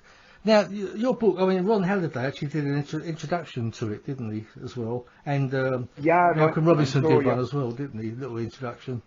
But, as I say, it's a fascinating book. Now, is it still available, James, as a new buy? Yeah, you can start. It's only available on digital download just now. It's as an ebook on Amazon. But I do plan to get my finger out and try and start doing another print run soon. And hopefully, you never know, I might get some publisher interested in approaching me with this news research. Yeah. Because I mean, it's definitely, it's not something that can be easily dismissed. And it has serious implications for the rest of humanity, and not only, I mean, basically, I'm part of a roadmap. Do you know what I mean? I'm like a road sign saying there's a past, this is a future, and I'm there to try and bridge the two of them, if you like, sure. by saying, look, I'm connecting this with our past. And it's important to connect with our past because then we can understand who we are, and then we can figure out where we're going. So we'll wait and see, but as I say, you know, I'm scaring the life at my family at the moment, but they've literally no idea what I'm sitting on major breakthroughs just now, and as I say, mainstream Egyptology is going to be in for a big shock. Yeah. I think today, let's talk about today. I mean, the 8th of July, I've uploaded the video today of all the rest of my NASA research and the recent findings that I've made, which we really should talk about actually, because I can't believe that I'm not talking about them actually, you know what I mean? But yeah, let's just get right into the NASA stuff. Okay, so 2014, obviously I published the results of the investigation I did into the solid physical object that you see on frame 73, and I was able to establish by going through all the other photos going right back to frame 66 that there was indeed at least one solid UFO which was very close to the Hubble and the Discovery during the redeployment. So that was as far as I was concerned in 2014, right up until this year, that there was that one major UFO nearby. But obviously through the month of June, I've went right back, looked at the whole sequence again, started to make a whole series of discoveries, starting with, I think it was the 8th or 9th of June. I found the shadow of it's called the Canadarm, and that is a big robotic arm that sits on the shuttle, which they use for EVAs and positioning satellites into orbit and stuff like that. So they used that obviously to manoeuvre Hubble out the payload bay and then redeploy it into space. And they've literally just let Hubble go, and the arm is still, you know, extended, and these other photographs are then taken with frame 73, and on frame 73 you can see the shadow of this big robotic arm on the hub, on the shuttle. You see the shadow of that on the hull of this UFO. So I thought, well, there you go, there's another piece of evidence that shows that this is not a reflection of the interior, which I proved without a doubt 7 years ago. So I found that, and then I went right back to frame 58 in the sequence, frames 58 and 59. where you see the blue-white oval UFO. That's frame 59. The frame 58 was taken 20 seconds before that. And in that photograph, you can see 1, 2, 3 UFOs. And if anybody's listening just now, you go to, just type in your Google STS 103-734-58, and then you can go up to the URL and change that to 59, and you'll get the two images together. Obviously, as I said, they were taken 20 seconds apart. In the first frame, 58, there is a massive UFO directly to the left-hand side of Hubble. And if you look at the bottom of the image, you will see that there are windows, blue and yellow windows. And then if you follow your eye up that side of the image, up the left-hand side, and you go up, you will see two grey entities. Now, I've sat on these for 9 years, and I've never paid them any attention, and I don't know why. I think I've had some sort of ignore them, you don't want to know about them kind of thing. Well, maybe they were so obvious, you just didn't notice them, you know. It's so obvious. I mean, when you look at the original image and you see these two entities, they do look a wee bit ghost-like. They do look like apparitions. They do look odd.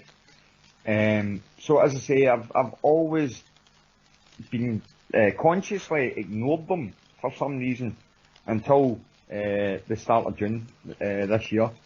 And suddenly I'm like, hold on a minute, you've got the space, you've got windows at the bottom of the image which show you that there's a craft there, obviously. And then you've got these two aliens right on top of Hubble. They're obviously looking out a window of this craft, and it's doing a flyby past Hubble. And these aliens are up against the window watching what's going on.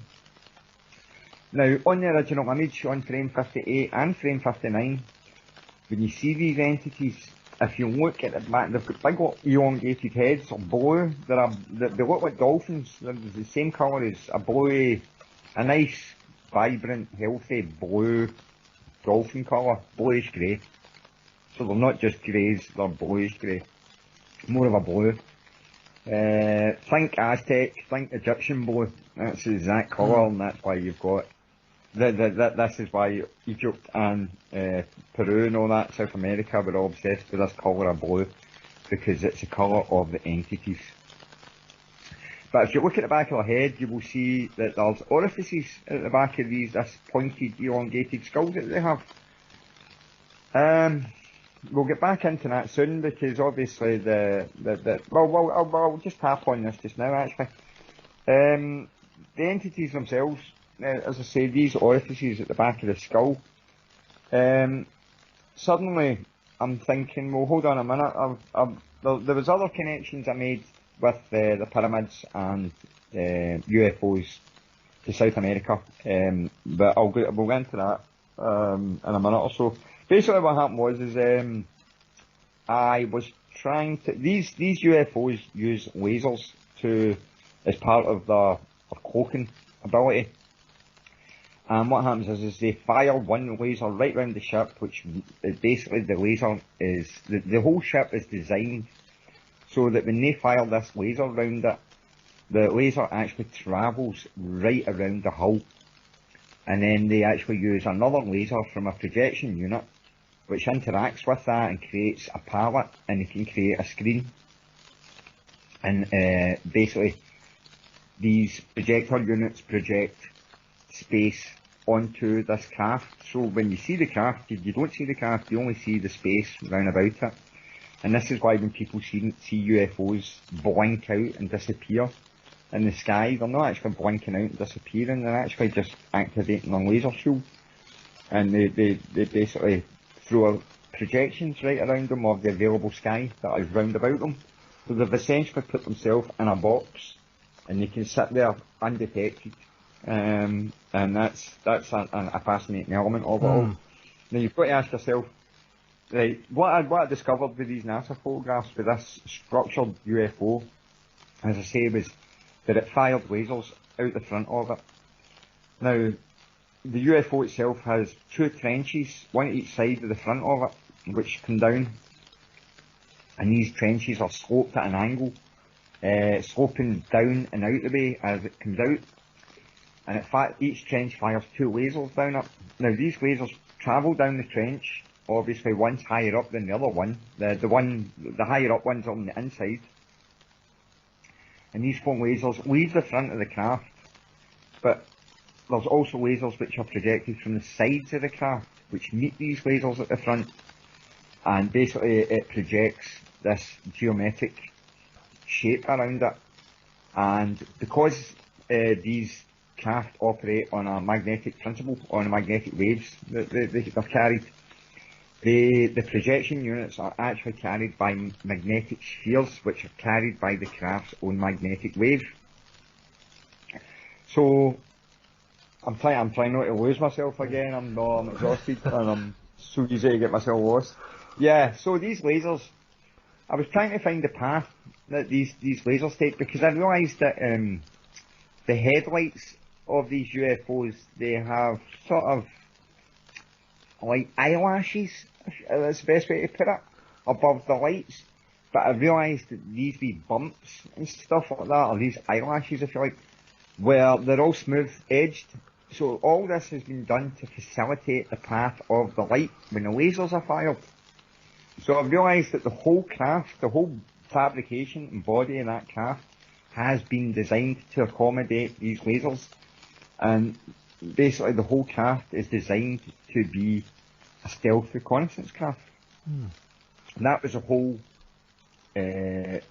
the whole ethos behind the design of this craft. The whole reason this craft was designed and manufactured was for covert operations on hostile alien planets like ours. Yeah. So you've got to ask yourself, well, why do they have to cloak themselves? It's because every time they come down here and they're trying to make their presence known, they're getting chased by hostile military aircraft out the airspace.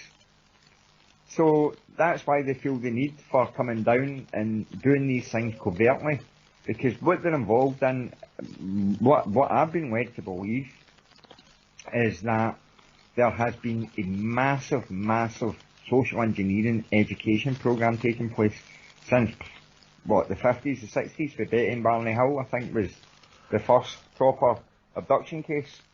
And they, as well as everybody else that's been taken from since then, are all part of this education program to try and educate and make humanity aware that these things are there, so that when eventually the time comes that we are socially indoctrinated enough that we won't all flip out. But the reason why they don't come down on land, is because at any given point of the day, half the world is asleep.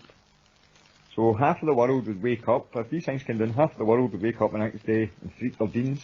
So half the planet would be freaked out straight away. This is how they kind of do it. This is how they kind of just come down on land and go, alright, how you doing? Because the rest of the world's going to wake up a few hours later and flip. So it needs to be a gradual thing. It needs to be people like me that come forward and say, here guys, look, these things are out there. And, here's the evidence that supports what I'm saying. I'm not just a crazy guy with a tinfoil hat on or anything. I have researched this. I have seriously researched it. And I'm not a crank or anything like that. This is proper. This isn't me going onto YouTube and watching a video and then running about telling everybody that I've seen a video and these things are real, This is my experiences, my research. Well, you can support it with NASA's own photos, can't you?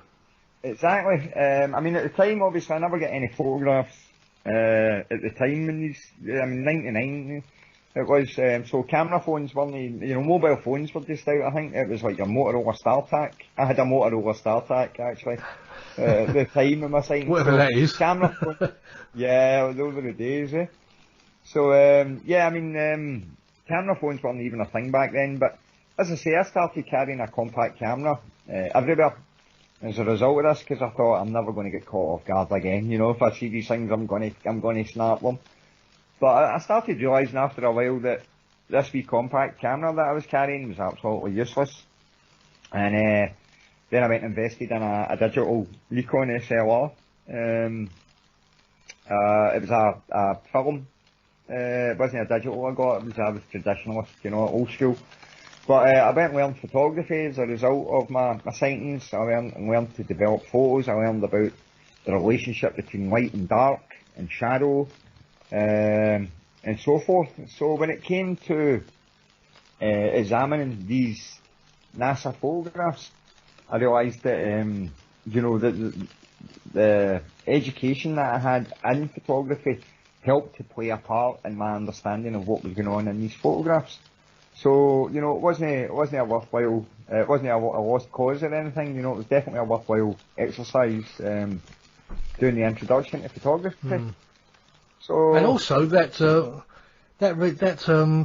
education you had in photography came in handy with that investigation into the Larry Warren affair, didn't it, as well? With the photographs and everything.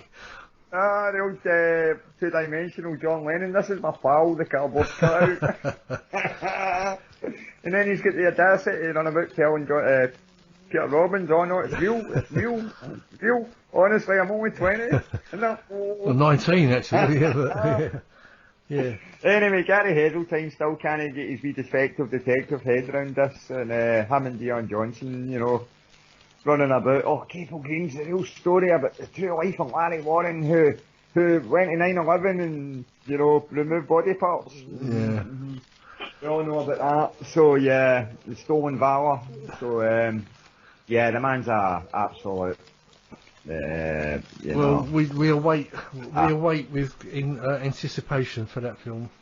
It'll be interesting to see but how they managed to. I mean, what I feel really sorry for is all these other people that have got involved in it. Anyway, I think I've exhausted you quite a bit tonight, James, haven't I? David, I'll be honest with you. I was up to the back of 5 this morning, knocking stuff together, and then the day I've just been absolutely, my body's just been so dead after trying to get all. I mean, it's literally a month's work, 18 hours a day, pretty much for every day for a month. I've been at it. But yeah, as I say, the NASA photos, what I've found now, not only confirms my 2012 findings, but it actually showed a hell of a lot more than I expected to find. I mean, are you alright with talking about this? Absolutely. I mean, it's up to you. I don't want to sort of exhaust you. You can... No, not at all. I'm just trying. I try and stay on point. This is it. Stay on point, and we'll be all right. The bottom line is I've been back to frame 58, as I say. They found the alien greys, 2 of them. So I decided that it might be a worthwhile exercise to try and get these photographs cleaned up a wee bit. See if I could get them rendered to see exactly what these things look like. So I did that, and I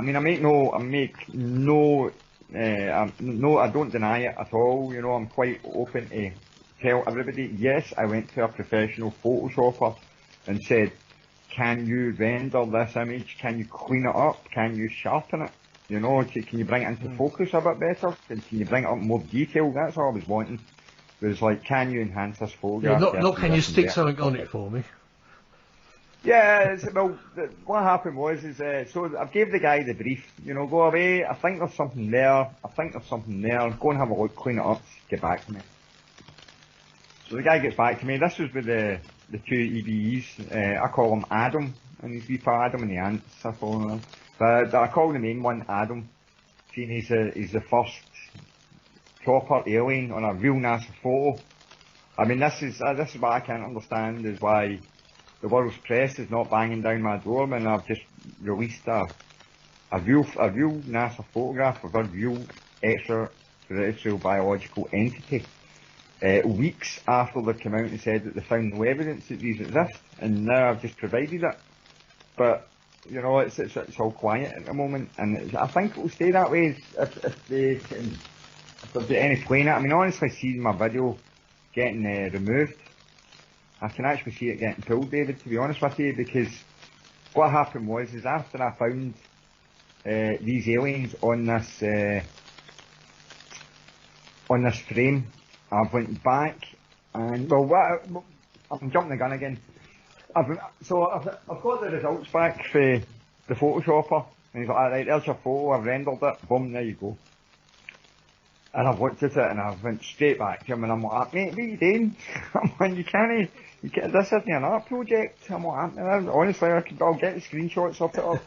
I've cracked up at the guy and I'm like, mate, this isn't your own art project. You can't go doodling all over this. I'm like, this is an official NASA photograph. And this is for presentation to the public. I says, I can't have you doing your own artistic interpretations of it and your own wee doodles, do you know what I mean? I'm like, this isn't, you know, this isn't, so play school, you know? And the guys get back to me and he's like, no. He says, I've done nothing of the sort. He says, what happens is he says, during the rendering process, he says, as you're cleaning the image up, he says, sometimes you'll get dead pixelation with the likes of the alien grey with its eyes. You can't see its eyes properly until it's been cleaned up. So obviously as you're cleaning that image up, you'll have to remove some of these dead pixels away that are kind of overlapping one another and stuff. So I'm not the best person to explain how you render a photo, but I can understand what the guy's saying is that basically as you're cleaning the photograph up, you need to hoover up the crap that's on the photo, the dead pixels and stuff. So that's what he done. He never done any artistic interpretation on it whatsoever. But it did say that at the end of the day, he says, at the end of the day, you're rendering the photo. He says, so what you're doing is you're doing a two-dimensional reconstruction of the image. He says, but at the end of the day, it's still 50-50. He says, it's a fine line. He says, you know, it's a fine line where you draw the line. Because you could just keep going and you could end up with, you know, anything on that page if you just keep messing about with it. He says, you know, there comes a point where obviously you need to draw the line and say, right, that's that rendered, so to speak. So yeah, I was absolutely blown away with the results of this photo rendering with Frame 58, because not only did it show clearly two alien EBEs, but in the rendered photograph, but when you go to the original, you can pick out 10 points of articulation on this being, which show that it is a biological entity. This is before I've even done any rendering on the image. So basically essentially I'm doing is saying, go to that NASA website, go to frame such and such, and you will see that these alien entities, and you'll see 10 points of reference on these alien entities. I have now went to the trouble of rendering that photograph so you can see that image in greater detail. And I've provided both side by side, so I can say, well look, there's a rendered photo, but in the original you can still see them, you can still pick out the articulation. So it's not as if it's a case of people can accuse me of just, you know, making stuff up. The biological entities are available on that frame, which is STS 103-734-58. If you type that in, go to Google, type that in, and you will see these two aliens. And also, the original's there. If someone does doubt you, they can go and do it themselves, can't they? That's the thing about it, is that this is publicly available information that anybody can check, so that it's not a case of they need to come to me or buy my book to get this information. What they need to do is type in the serial code to Google and you'll see it with their own eyes. So that's the simplicity of my research. It's a case of, I mean, the video that I've just put out today, literally I'm using two sources for that entire video, and that is NASA and Darryl Barker, the filmmaker, who gave me the rights to use some of his Illinois material. Because it ties in with the STS 103 research, because it's the same thing that was seen in Illinois that is seen on the Hubble photographs.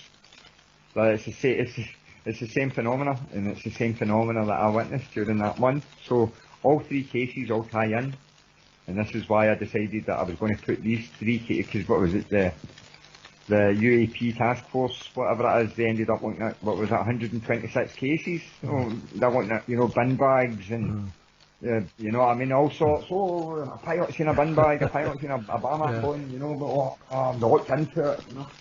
I'm like, no, I'll just keep it nice and simple. I'll just give you 3 cases, my own, the NASA case, and the Illinois case, and I will show that between these 3 cases, there's a commonality between the 3 of them. It's a one common source, and I've been able to lay down, not just corroborating evidence, but corroborated evidence. And now, as I say, this has all opened up doors that to places I didn't expect it would take me.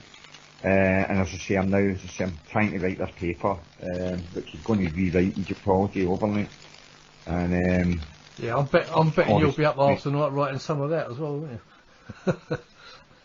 You know me, David, that's never a dull moment, you know.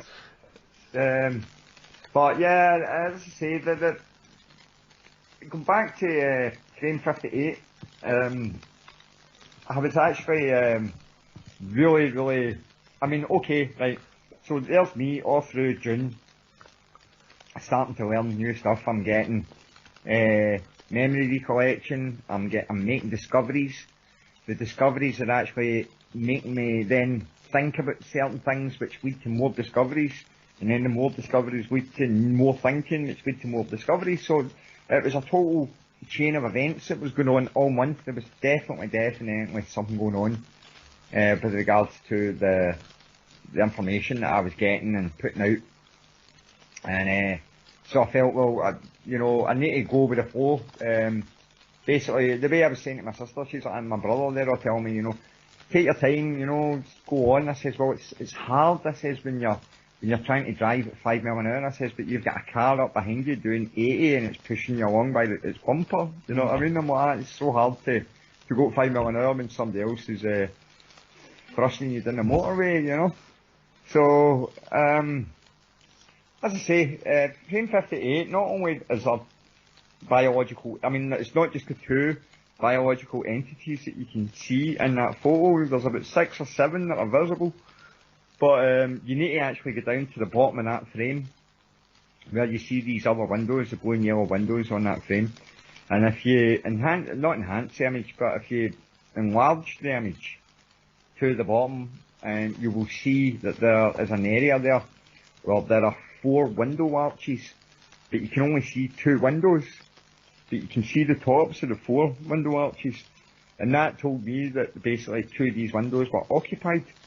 So when you actually look at it, you can actually see that 2 of these window spaces are actually filled up with 4 or 5 entities, all standing up at the windows, as well as the 2 guys that you see up the top of the frame. So there was literally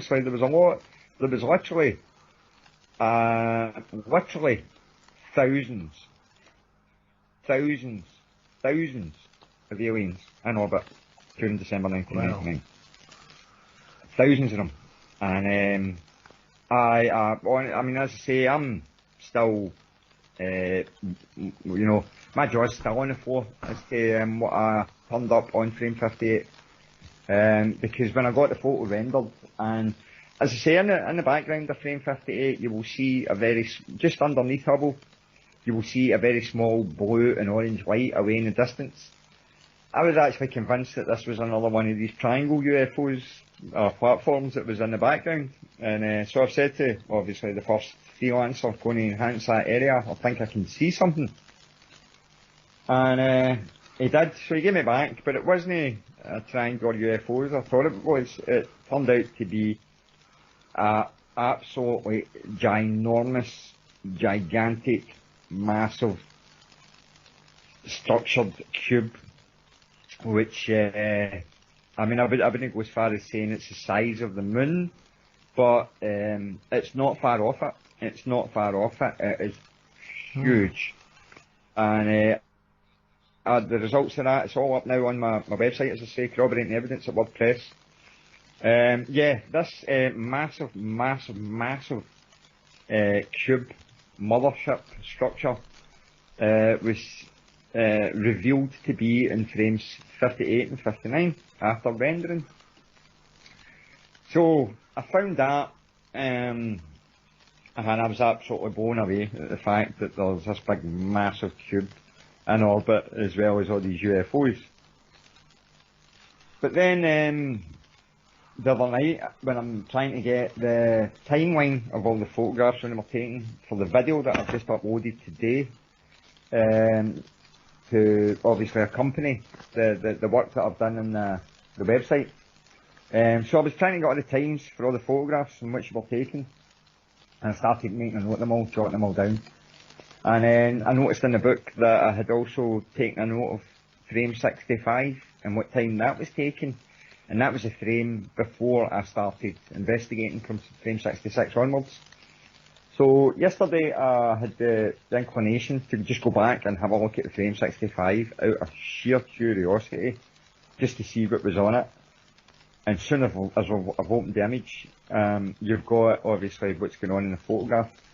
But it looked to me like there's a big, massive shadow right over there of this cube. But again, I mean, I could say, yeah, that's that cube. It's the shadow of the cube, but people could say, no. But that's fair enough. But I decided, because I'd went back to frame 65, that was me, that's what got the ball rolling. And so next thing you know, I was like went at frame 64, frame 63, frame 62. And I made my way all the way down to frame 55 and 54. In fact, I made my way all the way down to, I think it was frame 49, I think I went as far back as. But I'm going off on a tangent again. If we look at frame STS 103 734-554 and 55, you will see that it is a photograph of the interior of the shuttle, and you can see one of the astronauts working on what looks to be manoeuvring the robotic arm or whatever, and he's looking up at monitors and stuff. In the photograph itself, you can also see the window, one of the top windows of the shuttle. And in the background you see 3 or 4 sets of lights. And I'm looking at it last night, and I'm like, or a couple of nights ago now, sorry, and as I say, I'm like, what the hell is this? And I started looking at it in the dark, as I say, and then I started to see what looked like the cube again on frame 54 and 55, and I thought, oh, hold on a minute.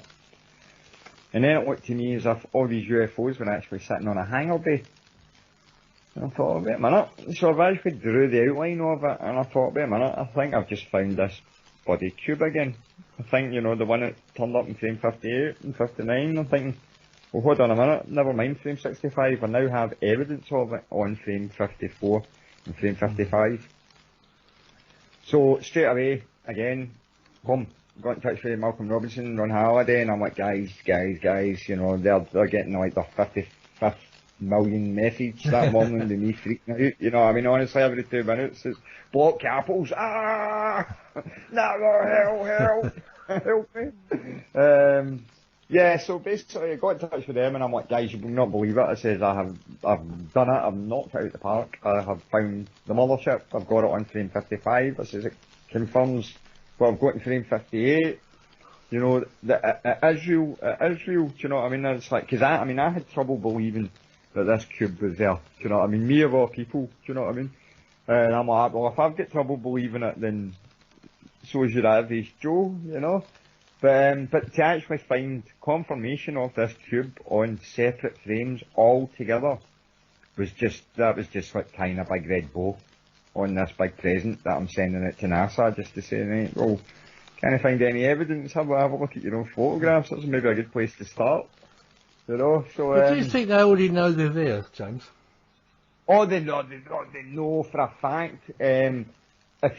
On the mission resource tape for that mission, Flight 96, it's called Flight 96 Post Mission Debrief, Flight 103, and I think it's John Grunsfeld that's given the talk on the highlights of the mission, and they take you through all the EVAs and all the stuff they've done on the different days and what the mission was all about. And in this footage, you actually hear John Grunsfeld say to the audience, it was a NASA audience that he was giving this to, and obviously it was Christmas Day that this happened, and at one point, this is a bit, he actually says it. The footage is of, I think it's of Scott Kelly, and he's wearing a Santa hat, and he's looking out a window and he's waving. And that's when John Grunsfeld says, oh, we had a special visitor at Christmas. And the original footage, you used to hear everybody in the room laughing. And some wee private joke, ha ha ha, very funny, you know. But for those that don't know much about the UFO subject, it has been long established that the term Santa Claus was always used as a code word for alien spacecraft. So the fact that obviously it's Christmas Day, you know, and that's a good excuse to wear a Santa hat, but it's also a great excuse to say, oh yeah, we had a special visitor that Christmas, and then they're all wearing Santa hats and waving out windows.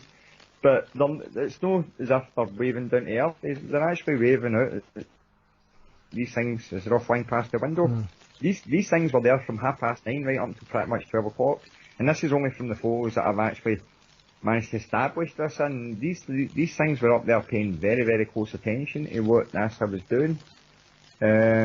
So there's no way on earth that the astronauts were not aware that these things were out there, because they actually sort of allude to them in the post-mission brief. Even though, you know, I cannot prove that. Obviously it is tantalising, you hear them mention that they had a special visitor that Christmas, which I find very interesting.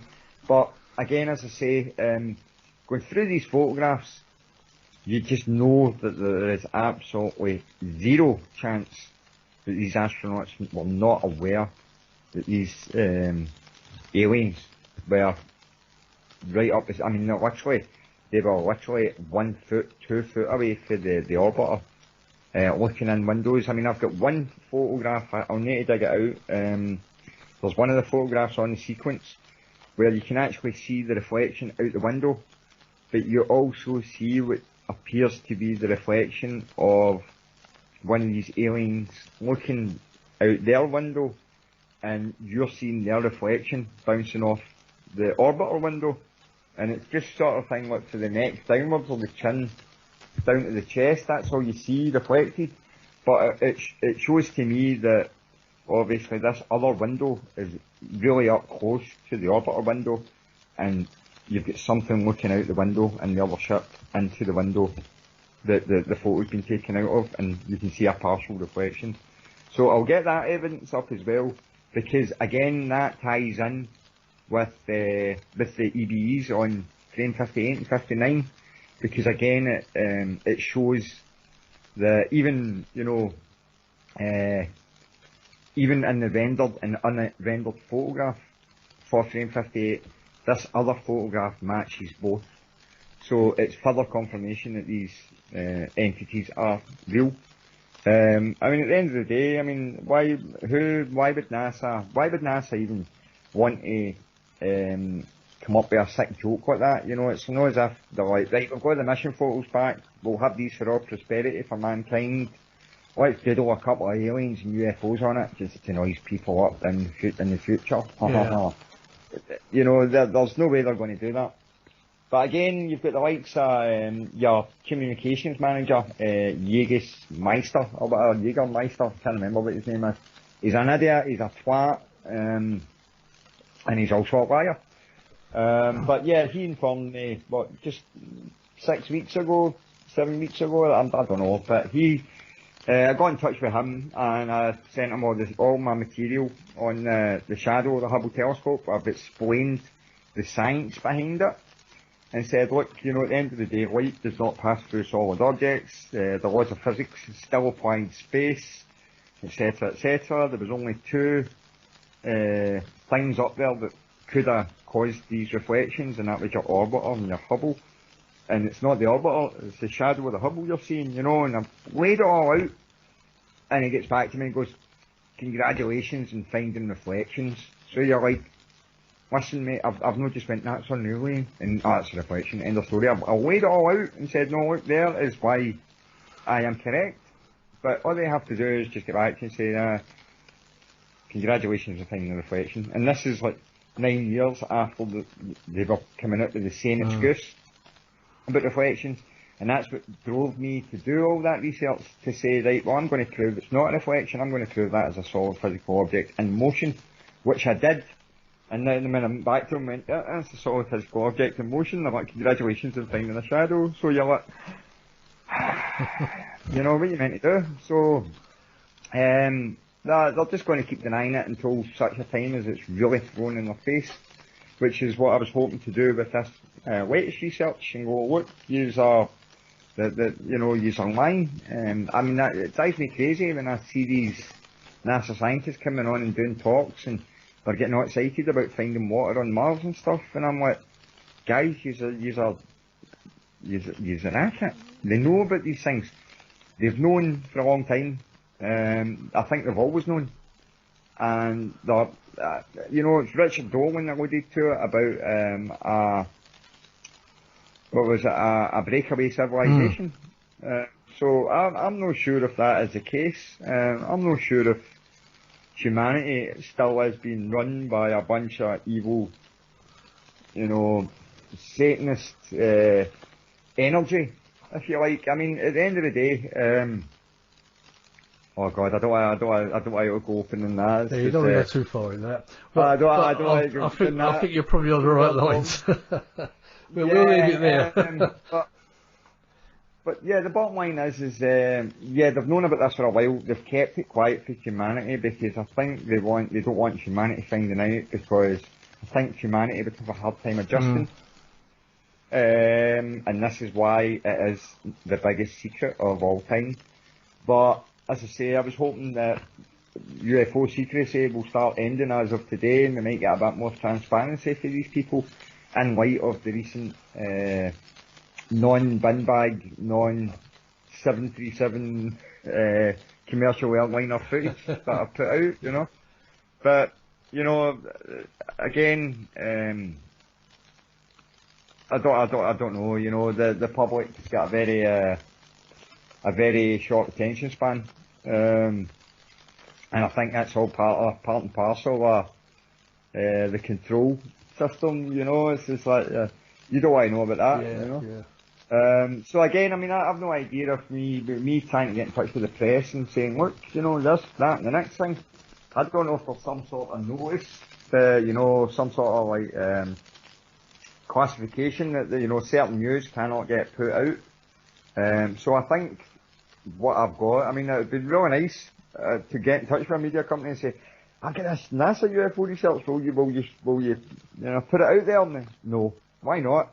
Or because it's sensitive, and there's there's things set in place to stop information like that getting out. Well, cheers, thanks for letting me know, you know what I mean? But no, at the end of the day, I mean, we're living in the 21st century. I've only been new. I know exactly, the 21st century, kidding everybody on. But I mean, yourself, I mean, technology, we're coming on leaps and bounds. It's harder for them to keep this quiet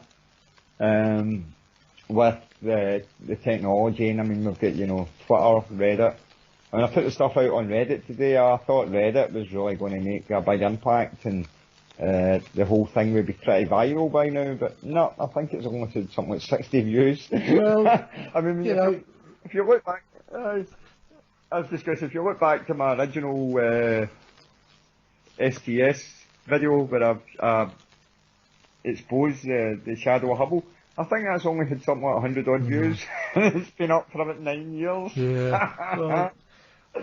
Well, I mean, the thing is, James, I think once somebody does really notice there's something going on here, apart from you, you could have a lot of people knocking on your door at some point, if it does start getting out. Aye. Well, it'll be interesting to see what happens with it, but I mean, at the end of the day, what really gets me is the fact that I approached MUFON with this information years ago, and only to be chastised by the image expert who told me that I knew nothing and he'd 30 years experience, and therefore he knew better than I did. And that was hard to take in the chin, but I knew I was right and he was wrong.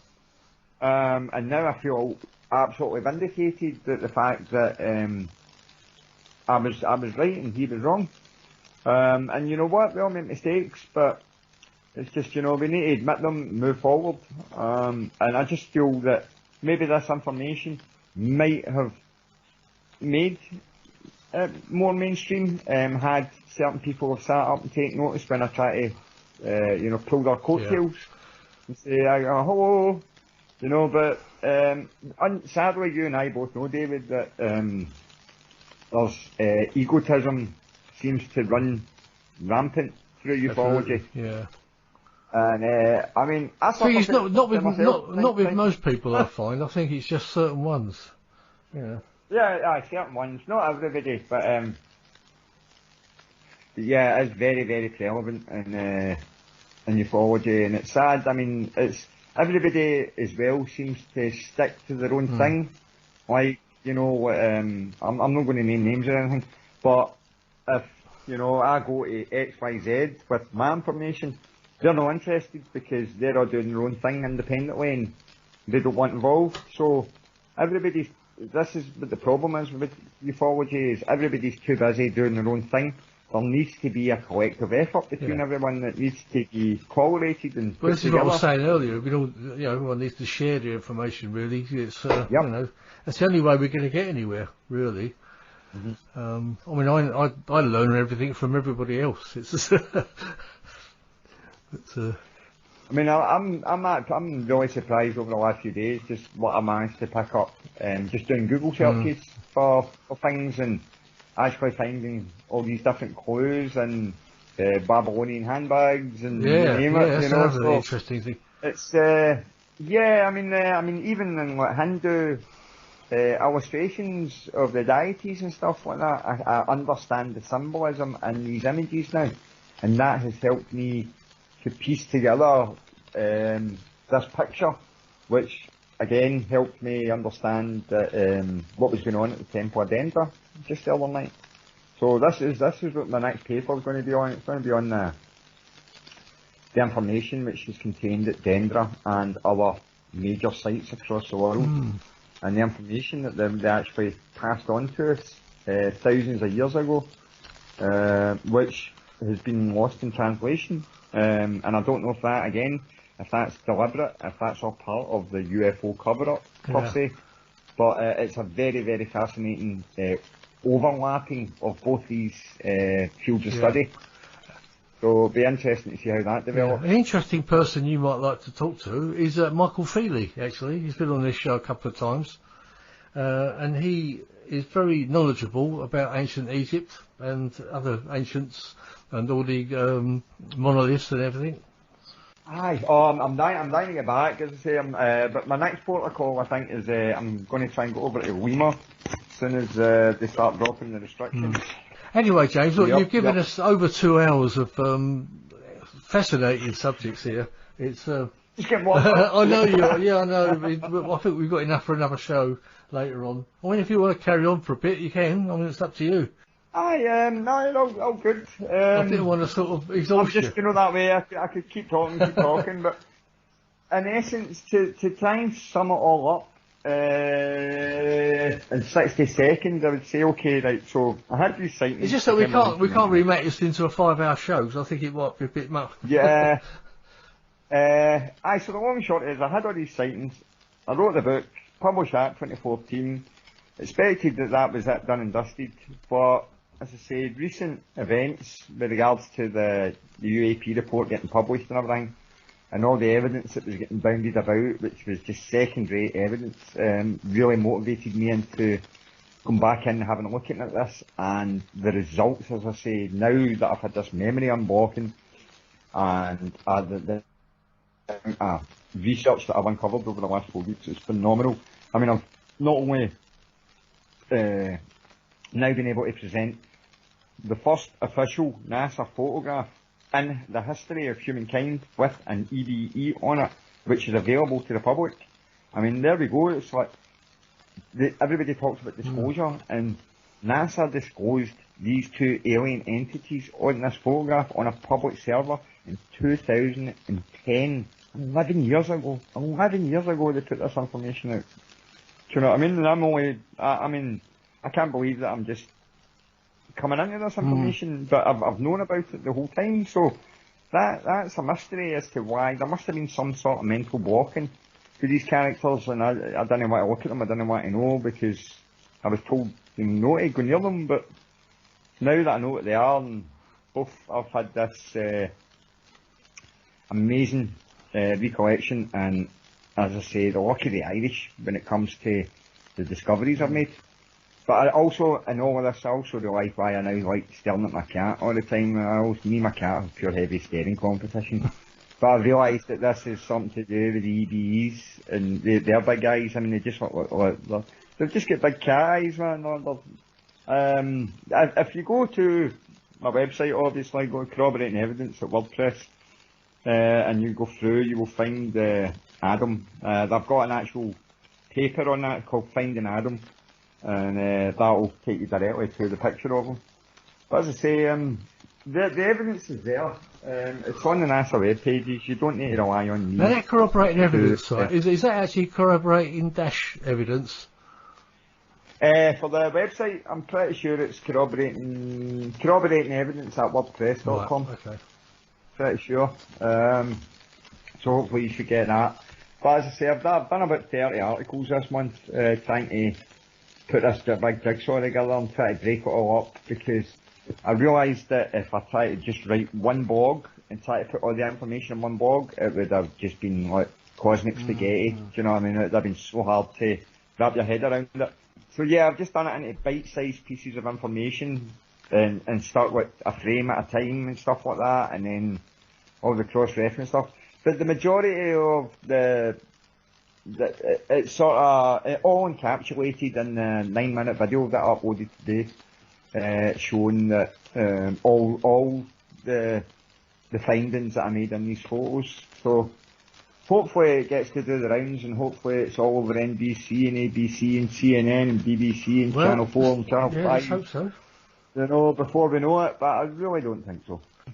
As I say, you know, I mean, my brother, my sister, my father, they were all kept saying, we're worried about your mental health if you know, you put this out and it doesn't go the way you want it to go. And I'm saying, well look, that doesn't matter. I'm saying it doesn't matter if it goes the way I want it to go or not. That is irrelevant.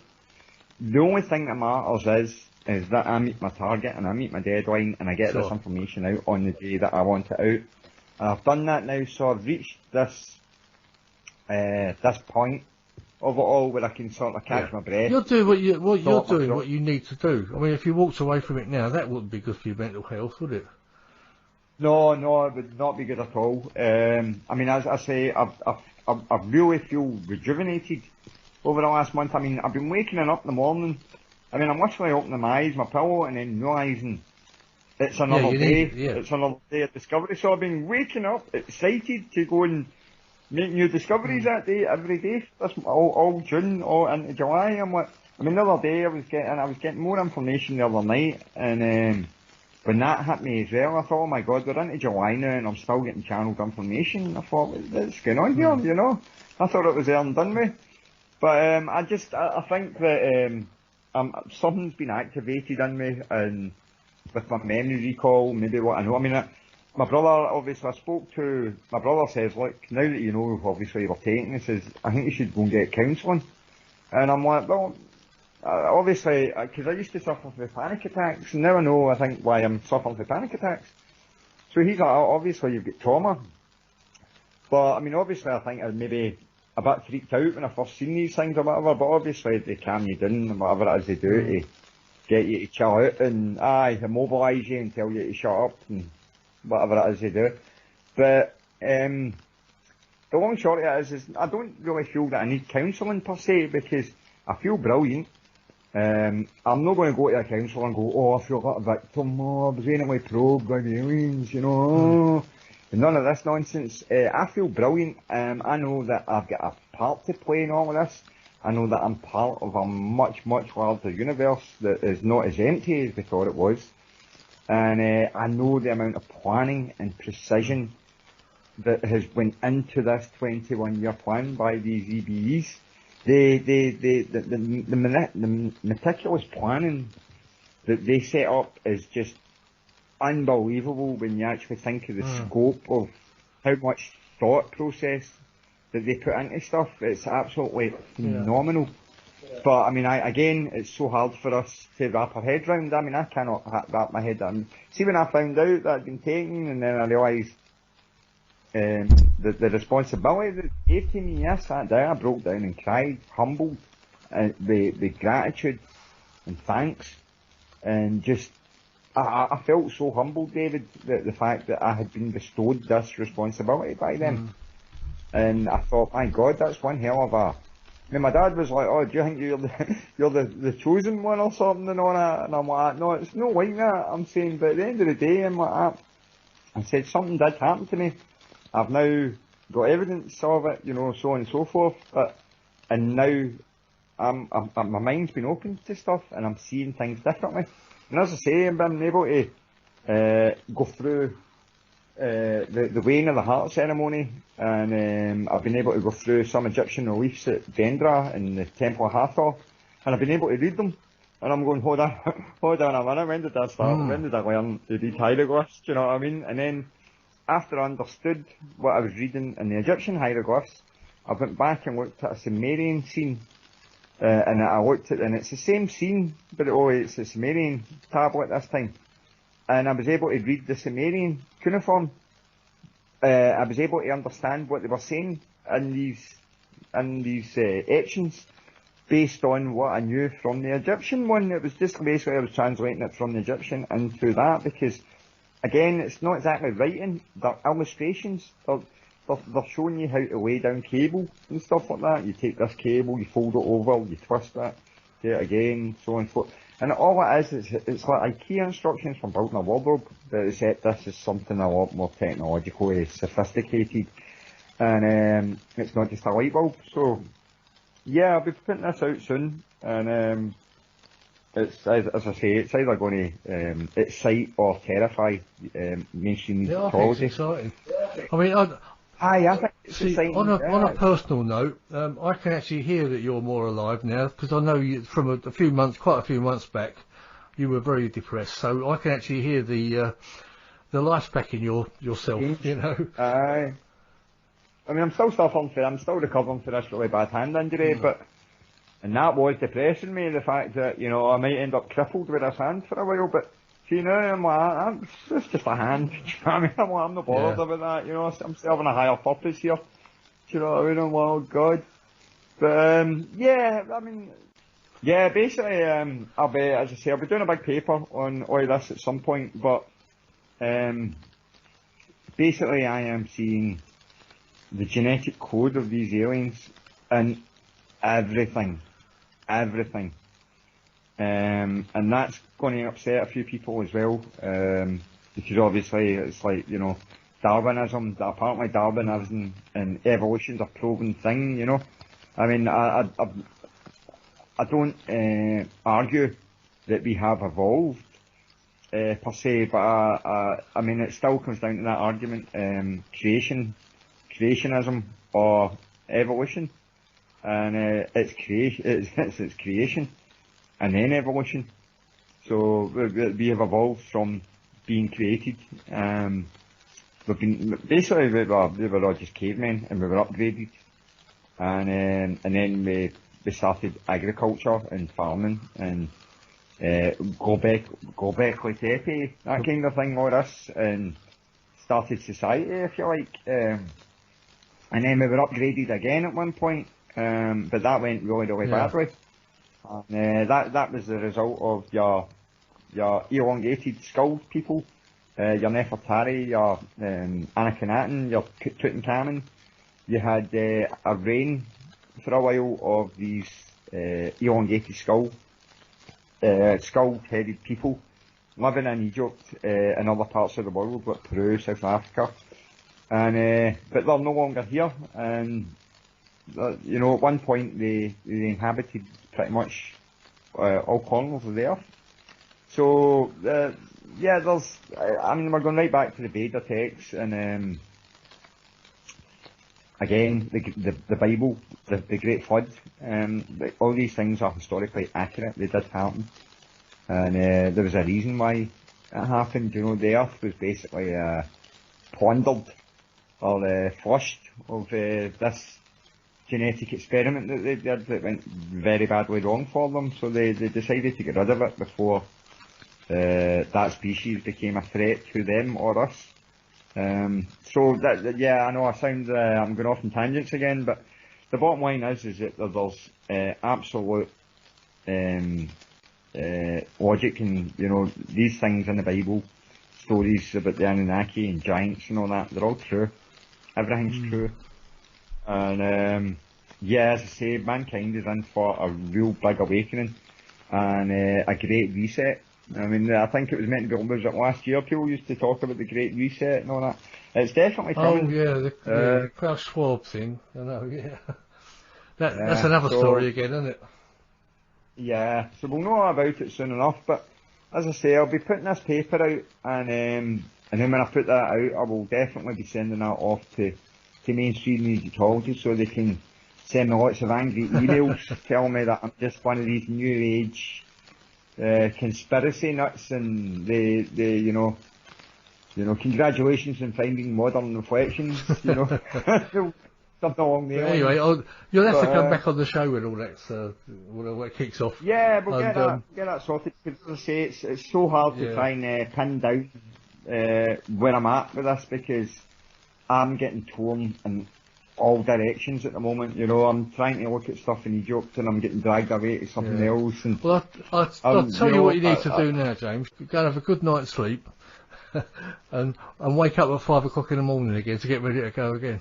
Aye, and I think I'll be having an early night, because I've just been, as I say, I've been at it. I've been up all month, and I have been, you know, a man possessed for a month, and I'm trying now to get my breath back, because there's only so long you can be manic at, you know, full strength before you end up crashing, you know. So that's where I'm at the moment. I think I'm about to sleep for a month. Right, one more time. Give us that. Was it corroborated evidence? It's corroborating evidence at wordpress.com. Yeah, and you'll be able to see all those photos that you're talking about, and all the description and everything else, aren't you? And yep. And again, I've got the YouTube channel as well. If you just go to corroborating evidence on YouTube, you should be able to find my videos that I've uploaded since 2012, 2014, and obviously my recent research that I've just put up as well. So, and one more time, your corroborating evidence, the book is available on Kindle, and the paperback is probably not available new at the moment, but you can probably find second-hand copies, maybe. I'm going to organise. I mean, I did plan on doing an upgrade or updating the book, but now I'm going to I'll be updating that, and obviously producing the follow-up, which is corroborated evidence. Yeah. So I'm not looking forward to penning that, because I had no idea that I would be going on to pen a second book based on the first one, which the first one, I regard corroborating evidence now as the trailer for the book I'm about to write, because it's basically that all that research was just an introduction for what's to come. So that's where I'm at the moment. Yeah, well, good luck with all of that. I think we'd better leave it there, James. Pleasure, David. Always a pleasure, man. I'll probably be talking to you again tomorrow. Aye. That's the time when I get my voice back. Anyway, good night, James. Thanks very much, and hope everyone's enjoyed listening to that. Yeah, sorry if I kind of failed off in tangents over here, there and everywhere, but yeah, I'm brain dead and undernourished and underslept. You know, this is that. It's sleep deprivation. It's the effects of sleep deprivation after a month. Yeah, I'm sure all the listeners will understand all that. I know where you're coming from. All right then, James. Thanks very much. Oh, pleasure. I'll talk to you soon, David. You take care of yourself, James. Cheers. All right, mate. Hope you enjoyed listening to that, everyone. That's James Welsh on Paranormal Dimensions on the Paranormal UK Radio Network. I hope you enjoyed that. I certainly did. I need a drink now. Good night, all. I think it is just a matter of time till we find them, or maybe they find us.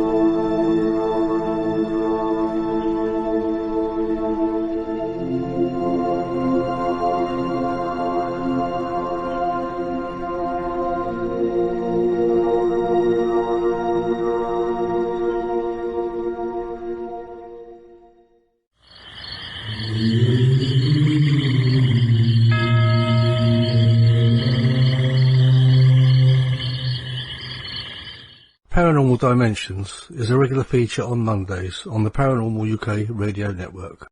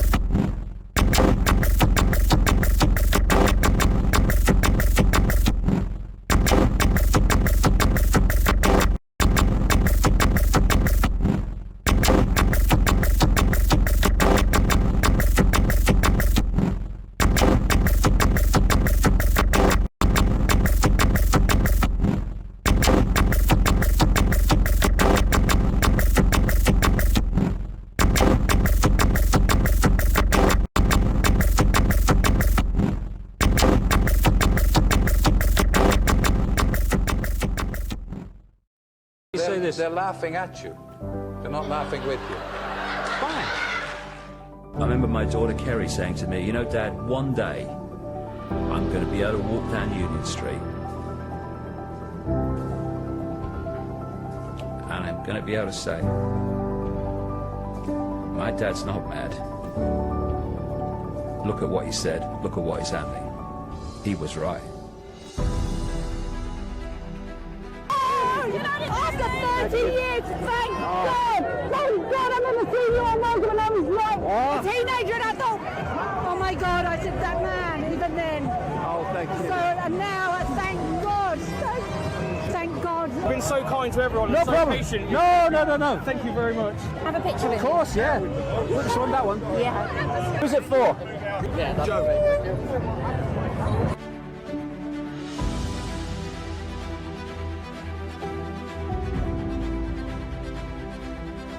Hey! Oh, my hero. Oh, you're mine.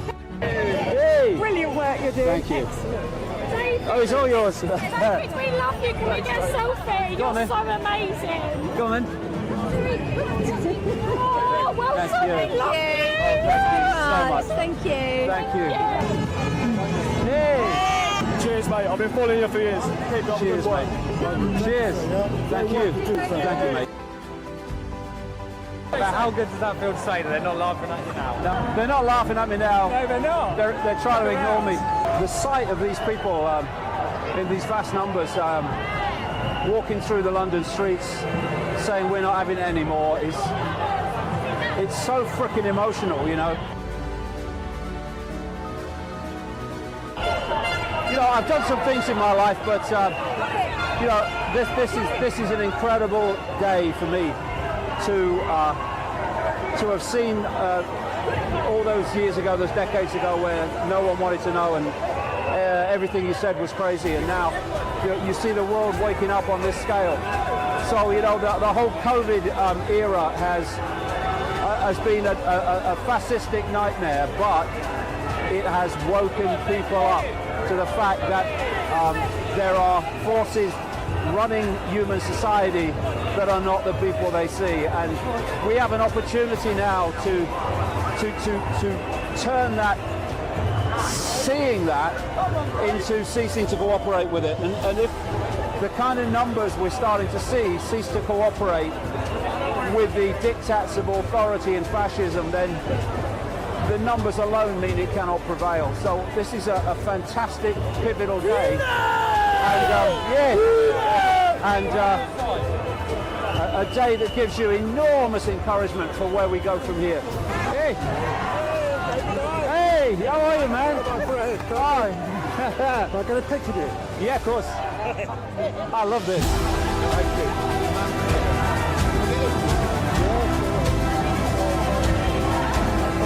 How the police should be.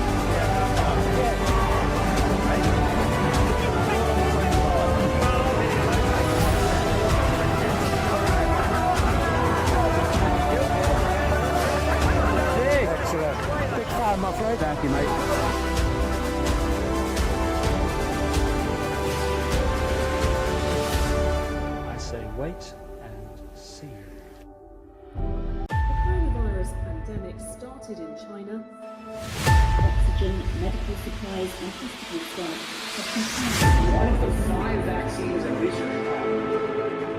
research. Stage 1, you create a problem. It could be a manufactured virus.